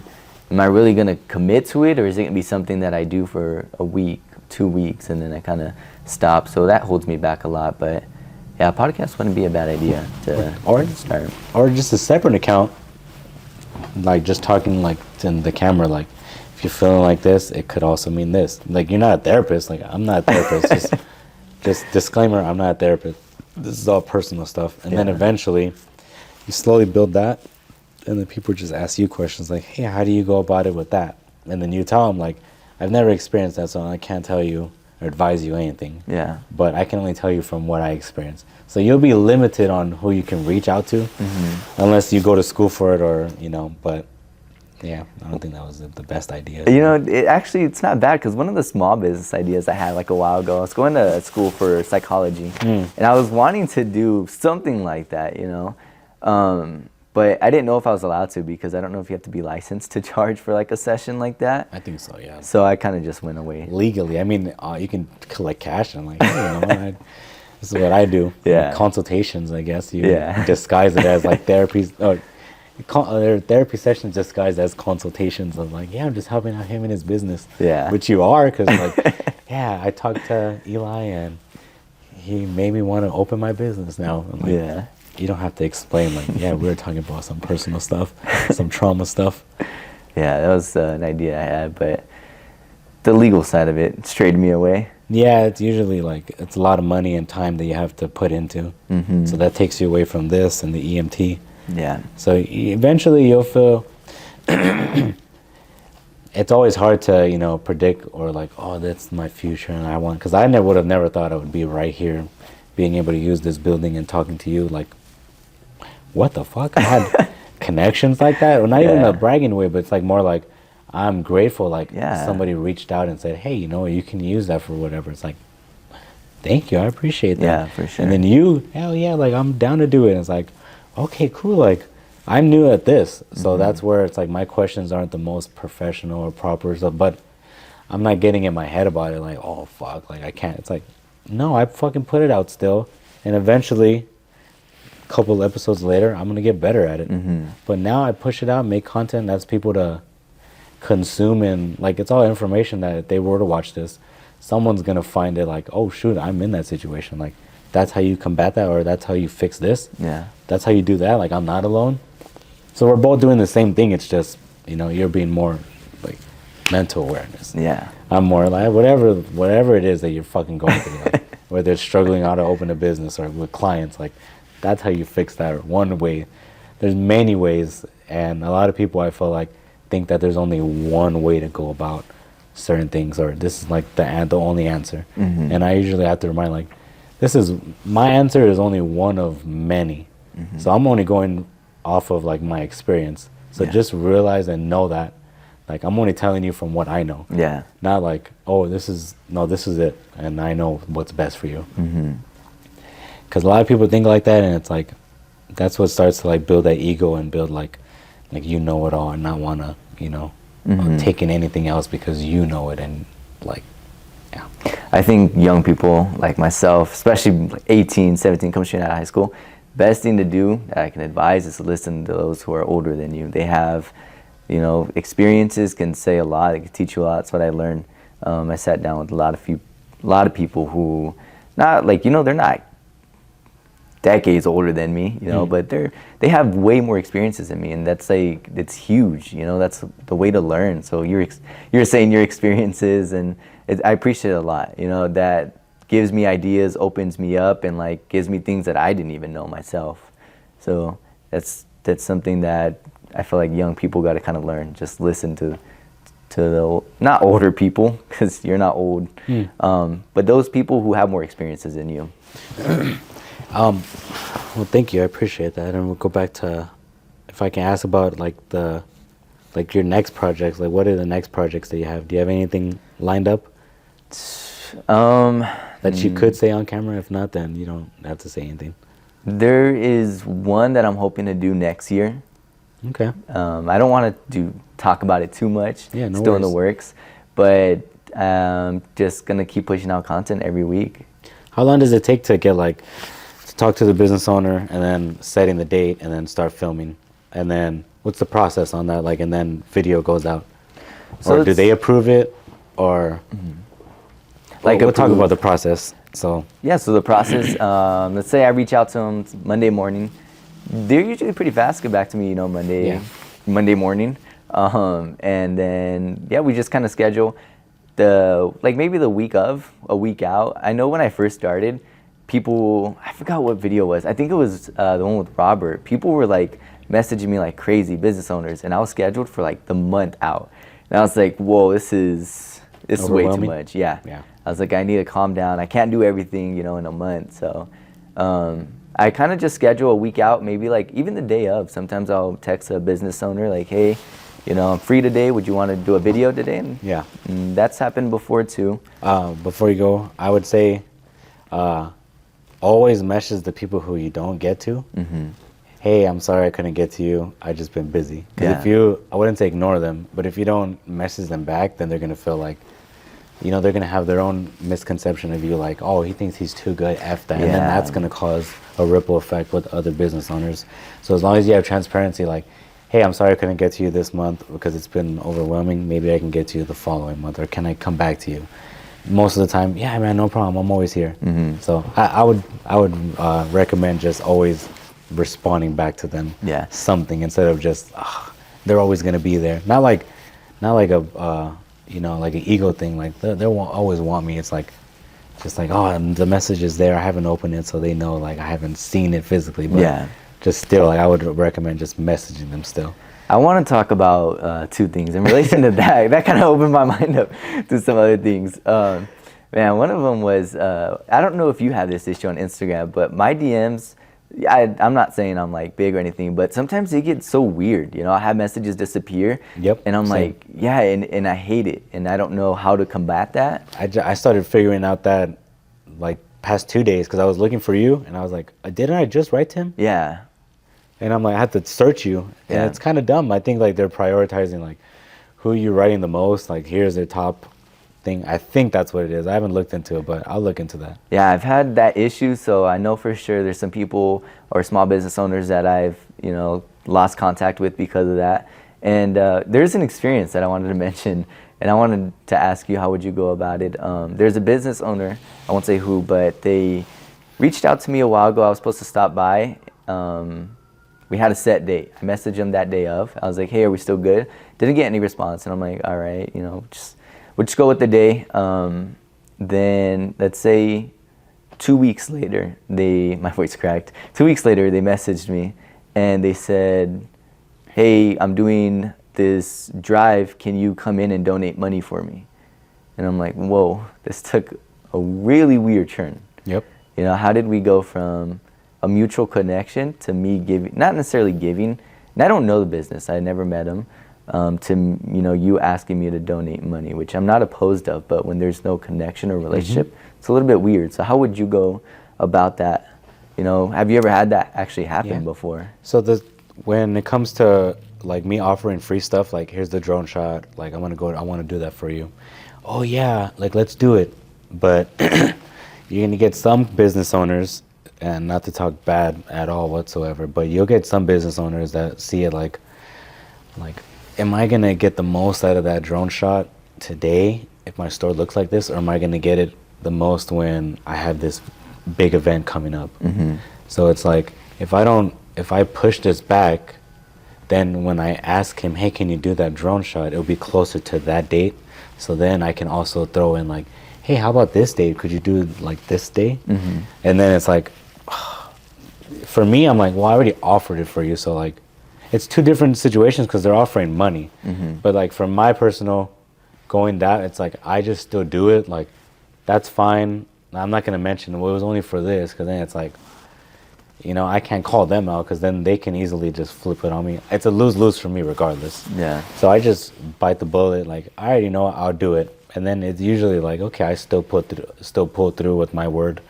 As far as getting asked for donations, I don't know, man. That's kind of hard. Yeah, that threw me off when, and I don't know where the mentality was for, like, and I'm not saying in a bad way, but like where the Intentions. vision, intentions, Yeah. for asking me for money. But yeah, it was really, really weird when. Yeah, it does say it's like it just feels awkward, like putting you in a position where it's like I have to say yes, because if I say no, you're gonna either speak bad about my name or screenshot this. Now you're different with a whole different beast, because like now everything I do online is gonna affect my life. Yeah. Because someone can easily just look at this fool. He just said this to me, and then now, either you lose fans or you're gonna have people talking bad about you, or if they see you in person, that's like another thing. Always having to look over your shoulder. But that's if you're moving bad, where it's like you're building those bad relationships. But if Yeah. you're doing good, then it's like you don't really have to. But still, it's like they know. Whether they are aware of it or not, they might not be aware of, like, they're putting you in a bad situation, and it's like, and some people do know, like, all right, let's see, like, I want to put you through this, and then it's a win-win for me because I get to call you out, and if I don't, then you're gonna donate. Yeah. So, I don't know. I mean, I would say I would always just, for me, I would donate, but not like maybe a little bit, and then hey, like if they complain, it's like you came to me. Like out of nowhere, like I don't really have a good relationship with you, or we have no idea who each other are, and you're immediately messaging me like donate instead of like building that. I don't know if you need to build relationships to donate, but yeah, it's definitely weird, man. I feel like I'm sorry you're in that position, but I would say do it. Other people would think other differently. Yeah. I would say just do it, just to, like I did it, but now I know going forward how to handle it. Yeah. Because if you say no now, then the next time if you say no, it might be, it might go bad, or I don't know, you might lose the connection that can help you later in the future. I don't know. At least if you say yes now, you know how it works. So then you talk to him like, hey, I did feel some type of way. Oh, my bad, I wasn't thinking. Like you'll learn from that experience what to go for the next time someone tells you anything. Like this happened to me before. I did donate, but or you can say, I get a lot of people donating, so I just say no to everybody. Yeah. So. Yeah, donating is what I'm gonna do, but yeah, it was just a weird experience. Yeah. It was weird. So then back to your process. So when they message back to you like, okay, yeah, let's do it. Do you meet up with them in person, or it's just I show up the day of? I think it's more of I show up the day of. I can't remember if I met with someone before shooting. I want to say I have. It was actually Beverage House Liquor right here. I met with them like a few days prior to the shooting. But that was because it was more of an elaborate shoot, right? For Beverage House with Dan. Shout out no, to it X-Visions. was actually with Abram, the one up here. That one Okay. I did on my own. It was to promote his these like alcohol buckets, party Okay. buckets. Yeah. So yeah, that one was kind of like before I went in person, and I went in with the intentions that we were gonna shoot, but I guess he wanted just to chat it up a bit. So I've done that before, where we go in, talk to them, or we just show up the day of. Okay. And then as far as the video, like how long is like the turnaround for that? Turnaround can be pretty quick. The editing, even if it takes 3 hours, I think the most I spent is like around that range, 2 to 3 hours. And I know it's quick editing, but my No, skills. that's not. Like the videos are short editing, I should say. But the timing I put into it. I get you. it- Okay. Yeah, I don't know. I know at first when I worded it, it sounded. I was kinda, like, quick editing. No, that takes a while. It kind of sounded. It's weird. okay. It's okay. No, because you're learning. Like I'm coming from a person who's doing that all the time. So Yeah. like I'm pretty fast with editing, not with everything, but like I have experience in it. So what do you use? You use CapCut or Premiere Pro? I use CapCut. I was about to say CapCut's pretty fast. Yeah, CapCut is the go-to, but man, sometimes like I don't know if you use it on your phone or the laptop. My phone. Yeah, so I use it on my phone too, and like I'll be putting a text or an audio, and it just slides the opposite way, or has a mind of its own. So when it comes to that, you need to make sure that you cut everything first. Yeah. Everything first. Because if you add any sounds or add any text and you'll delete one thing like in the middle, like that sound and text stays at that spot. It doesn't follow the clip. So you have to make sure that you delete and make sure that you go over before you add any sounds, anything else, or any keys, like any pictures. Like make sure all the cuts, the hard cuts are done first before you do anything else. Okay. That's what I do. Okay. Because if you don't, then you're going to be struggling going back and forth. Like, yo, export it. And like, why did that song start earlier? It was supposed to start at this point. Yeah. Start the whole. No, well, you worked at Wendy's and you loved your voice. Yeah. People loved your voice. Yeah, a lot of people like, and they loved it. They'd come through, flying through the window, and be talking, saying like, "Oh, who was that guy on the mic?" And you just see me in my Wendy's hat. Yeah, there you go. That's how it was. So when And, what's the most? Sorry, I didn't mean to cut. What's like the most thing that people ordered at Wendy's? man, years ago. Do you still have it phrased in your head? Like I pull up. How can I Yeah. help you? Yeah. Hi, could I get a 4 for 4? What would you say? I'd be like, I'd probably just be calm, like, yeah. Something calm like that. Oh like- yeah, oh yeah, girl, I got you. Yeah, 4 for 4. Yeah. Oh, Yeah, word. man, I'd just be calm, do my thing. Word, 4 for 4. I'm like, oh damn, who's that? Yeah, 4 for 4. Yeah, man, I'd have a lot of fun at that job. I used to work at the one right here on Main Street. So I'd see a lot of people there. That one's pretty busy. Which one on Main Street? It was one across the street from Petco. Kind of by like the 15. Not too far from it. Main Street. Yeah. It's in the same parking center as Aldi's. Oh, okay, I know where that's Yeah. at. All right. Oh yeah, that Wendy's. Okay, I didn't know there was a Petco there. I know the Walmart. Oh, it's like across the street. Oh, okay. Yeah. Damn, that's pretty cool. So then that's when you're like, I can do voiceovers. Yeah, that's when I'm like, I started realizing like maybe I should just do voiceovers. Maybe that's what people want to hear, or I don't know. A lot of people like it. I can't say I do Yeah. because when I hear it on a video, I just want to turn it off, But yeah, a lot of people say they like the voiceovers. I got some messages when I first started. Damn. Yeah. What else were we saying before the Wendy's? Oh yeah, your process. So, the editing, and then it takes 3 hours. So, CapCut after after 15 clips, it just starts to get hectic because you're like having to scroll all the way Yeah. back. So usually what I do is I know when I'm filming not limit myself on what clips, but know which ones are going to be really good to use. This is going to be important, because I've done it for so long that I kind of already know, these are the important shots. The other stuff is kind of B-roll just in case. But if I'm going to make something quick, I'll be on CapCut.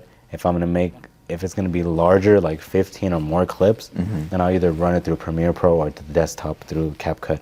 Okay. Because then it's longer. Now you can see the whole thing on your laptop instead of okay, let me go all the way to the end and then use this one and then drag it all the way over to the front. Yeah. And then get that one sound and export that sound and bring it all the way over here. Yeah, I can relate to that. So if it's maybe 5 minutes max, I'll go on CapCut. And more clips, 15 clips or more, it's I have to go to another software. It's too hard to. I'm going to be struggling on this to do that, and even though it's worth it, the captions on there is amazing. You can connect it to your TikTok, so you get all the sounds on there, and it comes with sounds already. So it's pretty convenient, man. Yeah. Before they never had that. A year and a half ago, we used to have to do everything on Premiere Pro. Now everything's on CapCut, and I teach my clients, the beverage, the liquor. I'm download CapCut and use all the templates on there from TikTok. And he was like, really? I'm like, yeah, I'm gonna show you how easy this is. And he's like, bro, this is so easy. I'm like, yeah, but it's common knowledge for us that we know how to use it, but it's not common knowledge for them. That's why once we educate them, they appreciate wow, you did something for me, you changed my life. Where for us, it's it was a quick download, but it really is meaningful to them because now I teach Robert all the time how to edit. How do you get rid of this? How do you green screen that? And I just screenshot my download CapCut and then press this button. He's like, it was that easy? He's like, I've been struggling how to do that. Yeah, man, you should have asked me a long time ago. It's Yeah. pretty simple. What would you say you had more success on, TikTok or Instagram? What would you consider success? I guess just more in relation to views. Damn. At first it was TikTok Okay. because I built the TikTok for Huntington Films from nothing. I built the account and then it's like at 11K right now. Okay. We were getting a lot of brands like attention, like DJI. Do you know DJI? So like the mics and the Okay. drones, getting their attention. Like, hey, we want to do something with you guys for the other mics. Small rig, a lot of like video production like equipment companies. Hey, and we got sponsored by Holy Land. Their other mics that I had, like they do the same thing as DJI stuff. They send us out like wireless mics and wireless transmitters for the camera to like a TV or a camera to another screen, so you can see it live instead of like, oh, let me play it back or like, let me see what you filmed. That's cool. So TikTok got us the exposure, and then once I started like focusing more on Instagram to build like another Instagram account, like that started blowing up, and I was just repurposing all those TikTok videos on the Instagram. And the low performing videos that we're doing on TikTok were freaking performing crazy on Instagram. Yeah. So I'm like, I have like the videos that hit 1 million on Instagram never hit 1 million on TikTok. Okay. And I was like, what the hell? And it's vice versa too. Like the one on TikTok didn't do it on Instagram. Yeah. So, what was the initial question? What would you have more success on? Oh yeah. So TikTok would be at first, and then it just slowly transitioned to Instagram. Gotcha. And then now, like, I gave the Huntington Films account to Roman, so I don't really have it anymore. So I'm like starting all over from scratch. Okay. Which I wasn't too upset about. Like, I already knew, like, I built it up. Like, I can build it again. Like, it wasn't like, F that I built it. Like, it was just a respecting. Like, Okay. I can leave something Yeah. that was valuable to you because I helped build, or I built it. Yeah. And I was more proud of doing that instead of like, no, I need that myself, or I need all this because I'm building all this, and it was me. I was like, no, I can start on my own. I do it with other clients, and I can do it for myself as well. Start all over. That's a big thing because like you could have easily just turned that account to your personal, just switch the name, delete all the content, but that's a big thing. Yeah, and that's what we both like had a mutual respect for. So it was like, all right, cool, thank you, I appreciate you doing that, Andrew. It means a lot. And I was like, yeah, like. At least for me, creating content is easy. Memes, me in front of the camera, relatable stuff, whether it's food, like whatever you do, breeding Frenchies, like I can make content around anything. And luckily I have that gift, but it was from a skill that I had to start making cringy content first, like 10 years ago, and not giving up even though everyone was making fun of me and like, why are you doing this for what, for who? And it was like, I find it funny. It makes my friends laugh and it makes me laugh. Yeah. I used to edit on Snapchat. Wow, I've never heard that before. On Snapchat? Man, I didn't even know you can edit videos. Yeah, bro, Snapchat, you can edit videos, man. I used to like cut everything and then move that clip over here and then like paste like pictures on Snapchat, and it would key it on there. Like if the camera's moving, like I wouldn't say augmented reality, but almost like you can paste it on that computer, and if you look this way and go back, it's still right there. So Okay. Snapchat had that technology, like back in 2017, 18. Okay. And I was editing on there, like filming myself, like singing or rapping or whatever, like lip singing, and then just cutting it up like in different parts of the car where I'm sitting at, or just different stuff, man. I'll show you. But yeah, Snapchat, that was my go-to, like on editing everything. Yeah. And I used to be on that one like big time.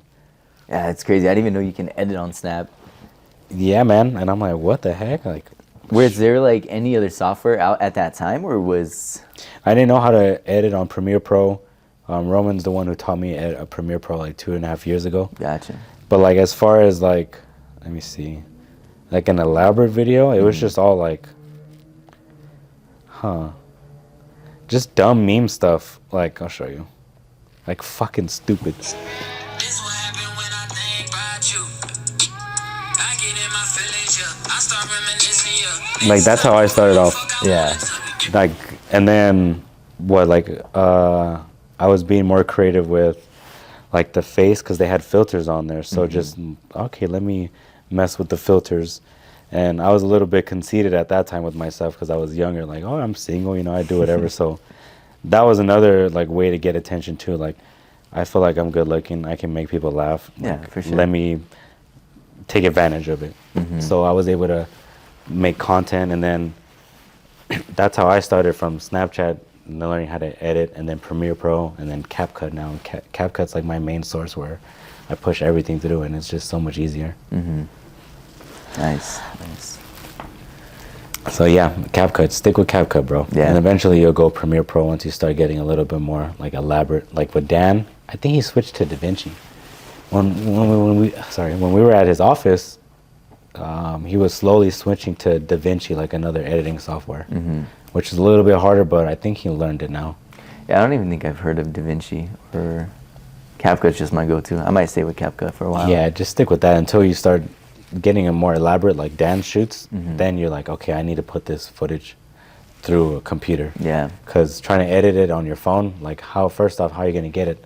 It's gonna be a longer process. If you have a Mac, put it through your Mac, and then AirDrop it to your phone, or Dropbox it, upload it to Dropbox, get it to your phone, download every single video.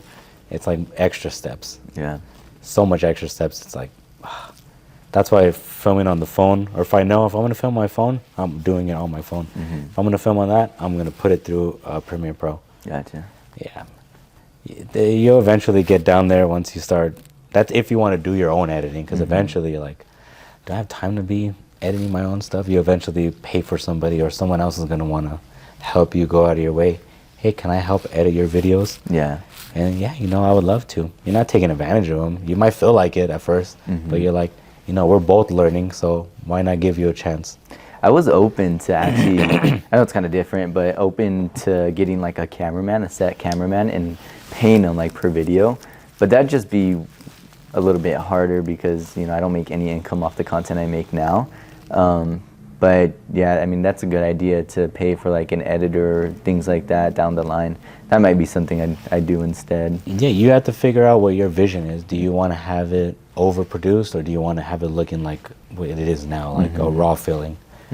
Because once you figure that out, then you can go work accordingly. Like, okay, let me hire an editor. If I wanted like the best production and make it look high quality, let me hire a camera guy, follow me around, and then I will hire an editor, and then they can make it look all that, and then I get the final product and post it. If you make it look, hey, raw, you can still hire an editor or a videographer. That's like, people have different styles, man. Yeah. Like some people, like Dan, if you would ask him, like, can we make it look like a raw feeling? He might not know how to do it. No offense, Dan. But if you ask him like a full production and like, make it high quality, he can knock that out the park for you. He has the equipment for that. You've seen it firsthand. And I want to know when that video comes out, because I'm like, I want to watch it. I know. Hopefully soon. Hopefully soon. But So like, two different styles, and you have to just figure out what do you want. And that's if you want to be, aside from what it looks like, what role do you want to play? Do you want to do everything? Do you want to just do the face of it, send it off to somebody, edit, film it, bring it back to me, I post it? So those are the questions you have to ask. Like, you're going to start slowly like seeing all these like systems, like, oh shoot, like this is how you go about certain things. Like this is how you need to do it. Like you're already doing your PR and your marketing and scheduling yourself. That's taking time away, even though it's a little time, but it's like now you always have to be on call in case that one client that you want so bad ends up messaging you at 2 a.m. Am I going to be awake enough to respond back to them before? You're always thinking in your head, like, they're just going to, if I don't respond back within the first 5 or 2 minutes, like they're going to be not interested and move on. Yeah. Yeah. So, you have to, there's so much stuff, bro. Like I'm going to be talking about everything, man. Yeah. How do you want to end it? How could we end this?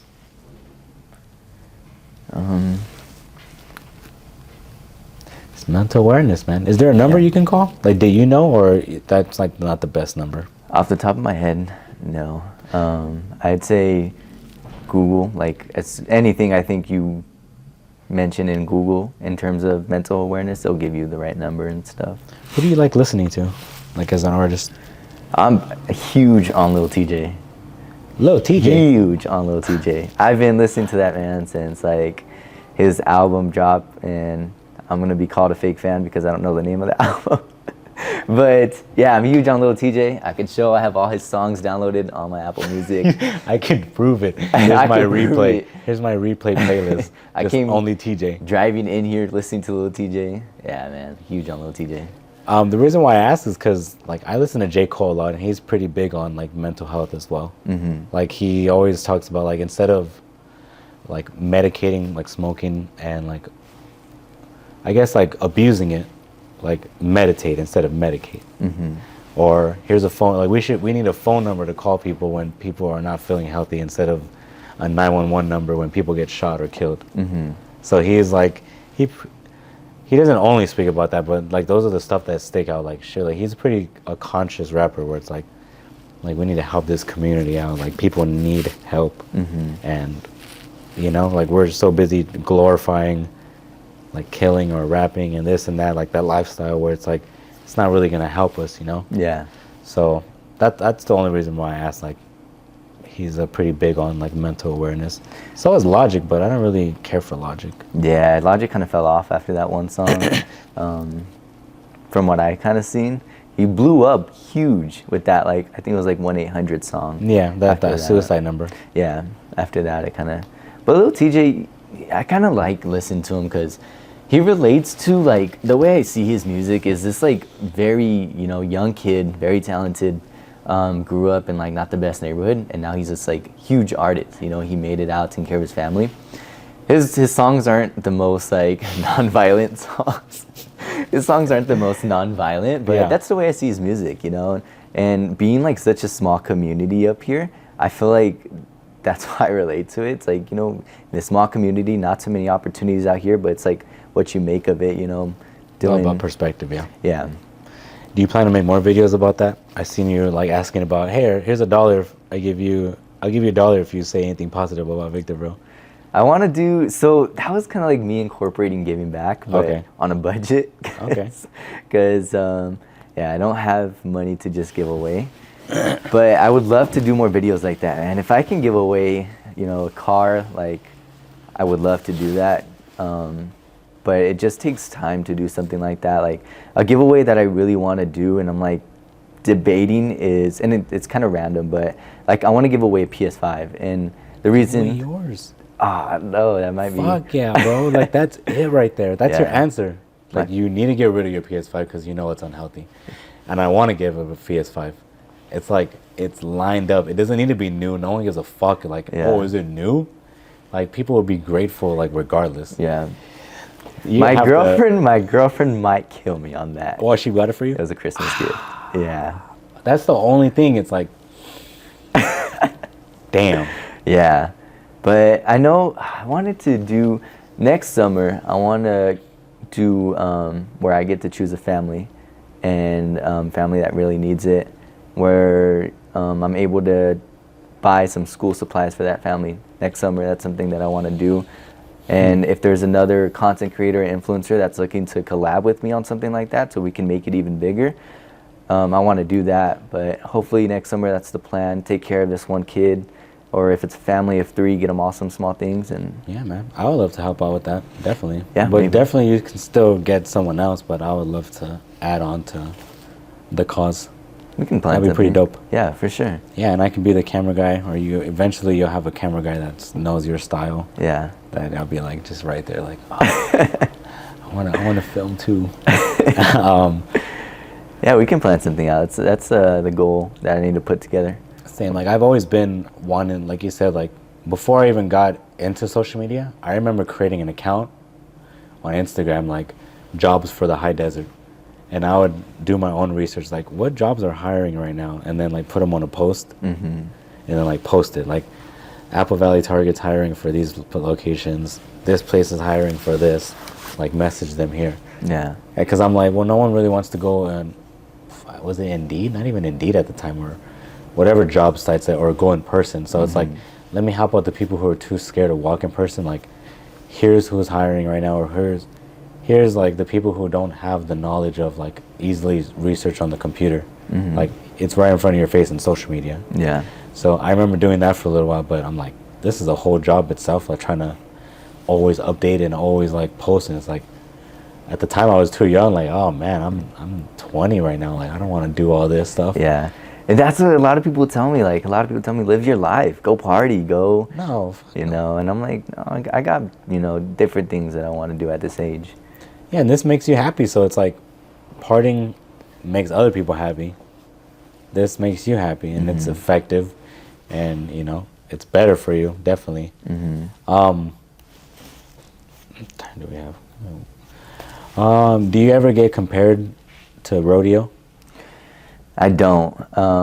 I don't get compared to him, but I kind of get a little, you know, a little weird, because when I was following him, I'd seen that he'd post like, I'm the first content creator to ever make it out, and like, you know, there's Josiah, there's Detour, there's a lot of content creators out here, and to me, it's like, it was very like I would never put anybody else down just to put myself up. You know, there's enough content to make out here in the high desert, so I don't get compared to him, but I would love to meet him. Like, I think it'd be cool. I even DM'd him or commented on his last video to collab with him, but I just didn't get a response. So it's kind of, I don't know if he's like super up there. I got to see him one time, but yeah.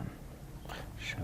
Yeah, because when I seen it, I'm like, yeah, you guys are kind of almost doing the same thing, but it's like not really. And it's also, you're right that there is enough businesses and content out there in the world that, you know, you guys can be both doing the same thing and it's okay. Yeah, I got super like self-conscious. Like, I kind of wanted to stir away from it because I didn't want to take his thing, you know? Yeah, of course. And I'm like, you know, I kind of just thought about it. There's enough content for us to both be out here. He's a lot bigger than me, and there's going to be other content creators that are probably going to do the same. So, but if he's open to collabing, we should do something. Yeah, I would say like message him directly. Yeah. 'Cause you can also take that, like you messaging it in the comments, like, oh, okay, like you, I don't know. I mean, some people have egos where, not saying him whatsoever, but some people can see it as like, oh, you want to collab with me? Like, who do you think you are? You know what I mean? Yeah. And instead of like me direct message, like, hey, you know, I know we're doing the same thing. I don't want you to feel like I'm stepping on your toes. I would love to, you know, meet up and then we can do a collab together. Yeah. That's just me, you know, like I like to just be as much detail as I can so the other person doesn't take it wrong with certain things, because I'm sometimes like, I'll say certain things and it's like, why'd you take it wrong? It's like, because there wasn't enough context to that. Yeah. So I know not having enough and then over explaining. And Yeah. usually the over explaining always works. It's like, okay, I get it, Andrew, instead of not giving enough and then like, I was thinking this the whole time when your intentions weren't that. But you don't have to. I'm just like, I just wanted to know, because I'm like, I do see the similarities, but it's two different styles. Yeah. Two different styles. Editing is completely different. The only thing I would say is like, you guys are gonna, of course, cross paths on business owners, but at the end of the day, the business owner is what matters. If you guys work both on the same business like truck, I seen the taco truck, you guys both did the same one. Yeah. But it wasn't like who gets them first. It's like, I helped this person out at that time. It's a coincidence you decided to do it after or before, and we both made the same video. Now you can look at it as a bad thing where, well, who did it first? It's like, we helped the business owner at the end of the day. Yeah. They're getting the attention, they're gonna get all the customers. That's all that matters. Yeah. You know? Yeah, and I agree a lot. Like, I don't ever want to like step over his toes or, you know, think that I'm trying to do like something bigger than him. Like, if we do the same people, at the end of the day, we're bringing light to that taco truck that we did.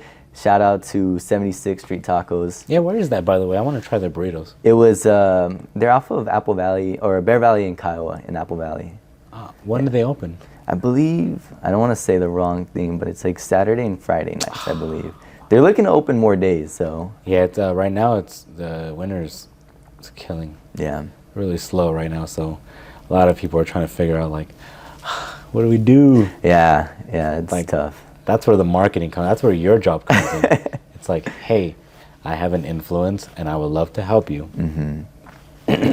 Let me help you instead Yeah. of I'm the shit, pay me. It's like, you're not carrying yourself like that anyways, but they think like that because they're so used to people coming up to them all the freaking time. So if you would just be transparent and you come at the same energy that you're already coming at with me and the way you're talking, yeah, I'm just here to help. Let me help you.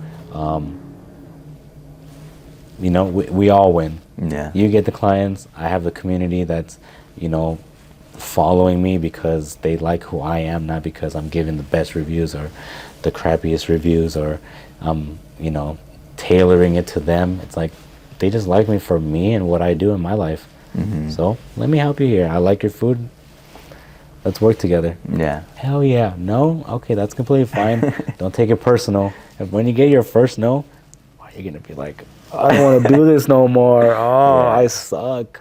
Yeah. This is all worth nothing. This went, I wasted all my time.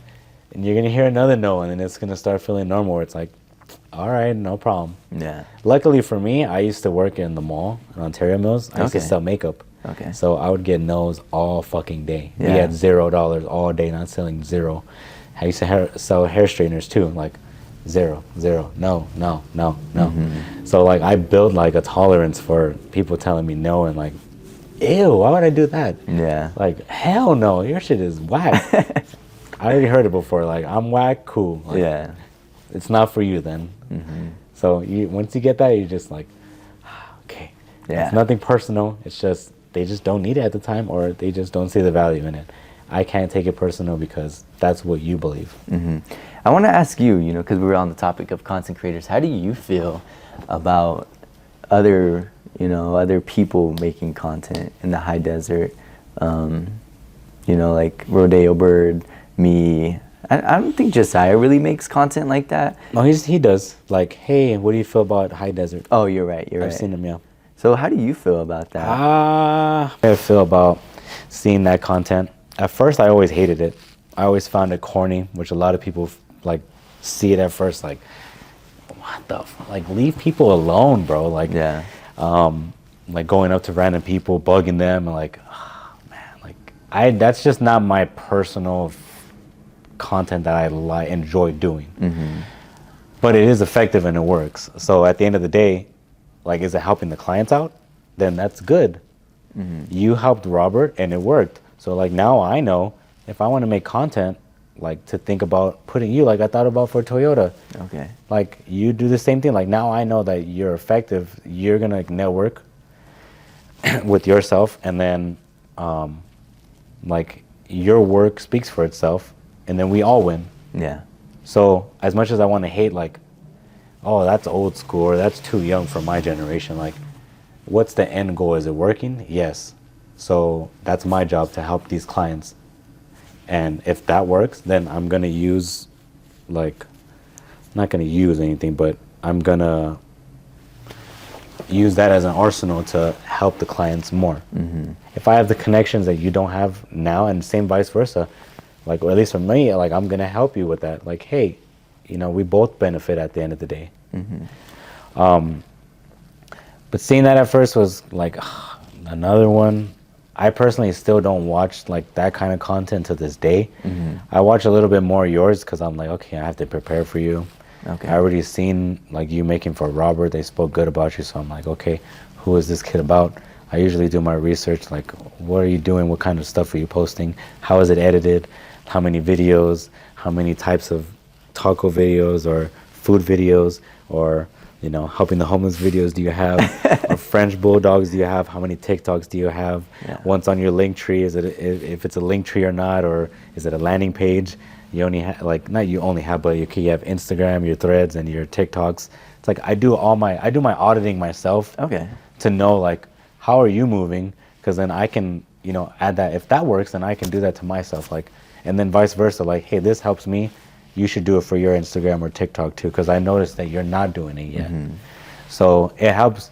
Like, I educate myself so I can help you, and then I end up learning. Like, I remember trying that, it didn't help me, so I would let you know. Or I haven't tried that yet. Like, let me try that. I know I went off, but yeah, Who was the first one? I think Josiah was the first one that I started seeing. Okay. Because he did one at he jumped off the pier, and only because he was on Wes's podcast, House of Fade's podcast. Okay. And we would edit those clips for his podcast. So that's when I was like, when I'm editing a client's podcast, I'll follow their content and watch all their stuff, so I can get a feel of what they talk about and how to edit going forward. So Josiah was on his podcast talking about, I jumped off the pier and that, and then he did another one at Target doing a haircut, which I personally am not a fan. I'm sorry, Josiah, when you see this, like, there's nothing against you whatsoever. I just don't like, I personally don't like when you're disrupting like the community, you know what I mean? Like, oh, can you guys leave? And then why? I'm getting a haircut. Like, kind of being an asshole about it. No offense, but it's like a dick move. It's funny to the young people, I get it. But when you get older, it's like, man, that guy's doing his job trying to get you out of there, and you're playing dumb. Like, oh, I'm just trying to get a haircut, Like, again, not making fun of them whatsoever. It's just not my cup of tea. Yeah. So that's where I'm like, Then he switched over to, I know he was doing the video production, and then he switched to like promoting his events. I still haven't gone to one because I don't really go to clubs or anything, but I know those are pretty successful. The Detour started kicking off. That was successful. He's well connected too with a lot of, a lot of the other younger content creators out here. Yeah.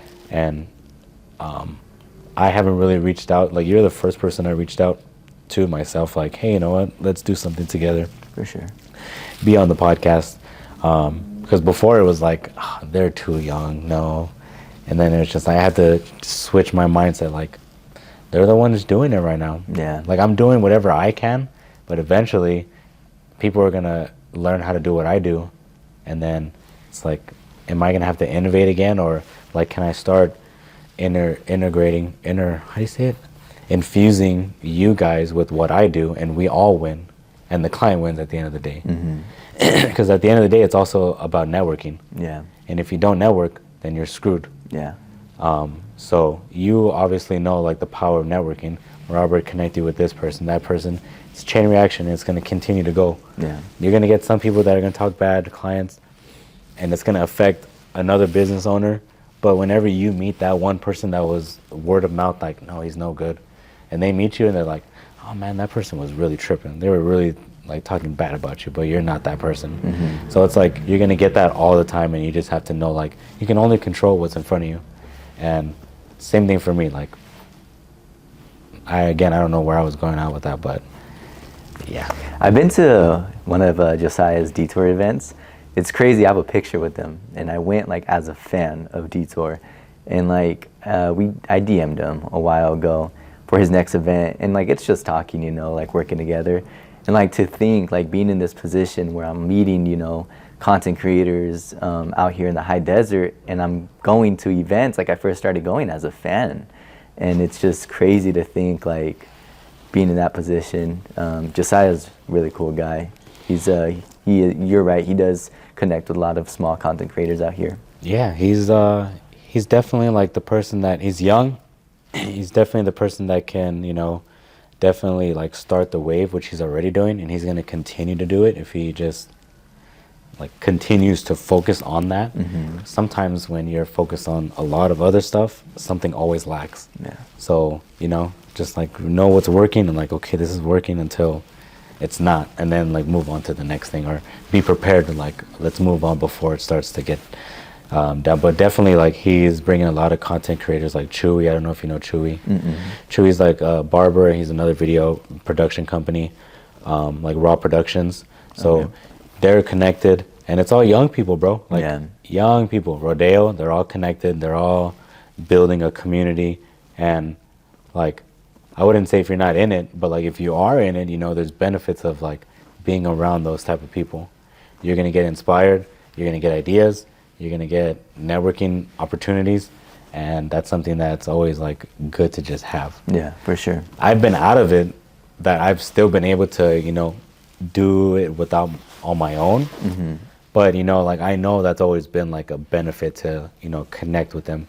And the fact that I never reached out just had to prove to myself, like, yeah, you're thinking like an old man now, like all the young kids, you know. But like, I'm like, shit, I make content that's fucking like young for young people. So it's like, why am I thinking like that when I'm the one making content that's like for them and it's working? Yeah. So maybe I should start like reaching out and, you know, collaborating or doing stuff with them.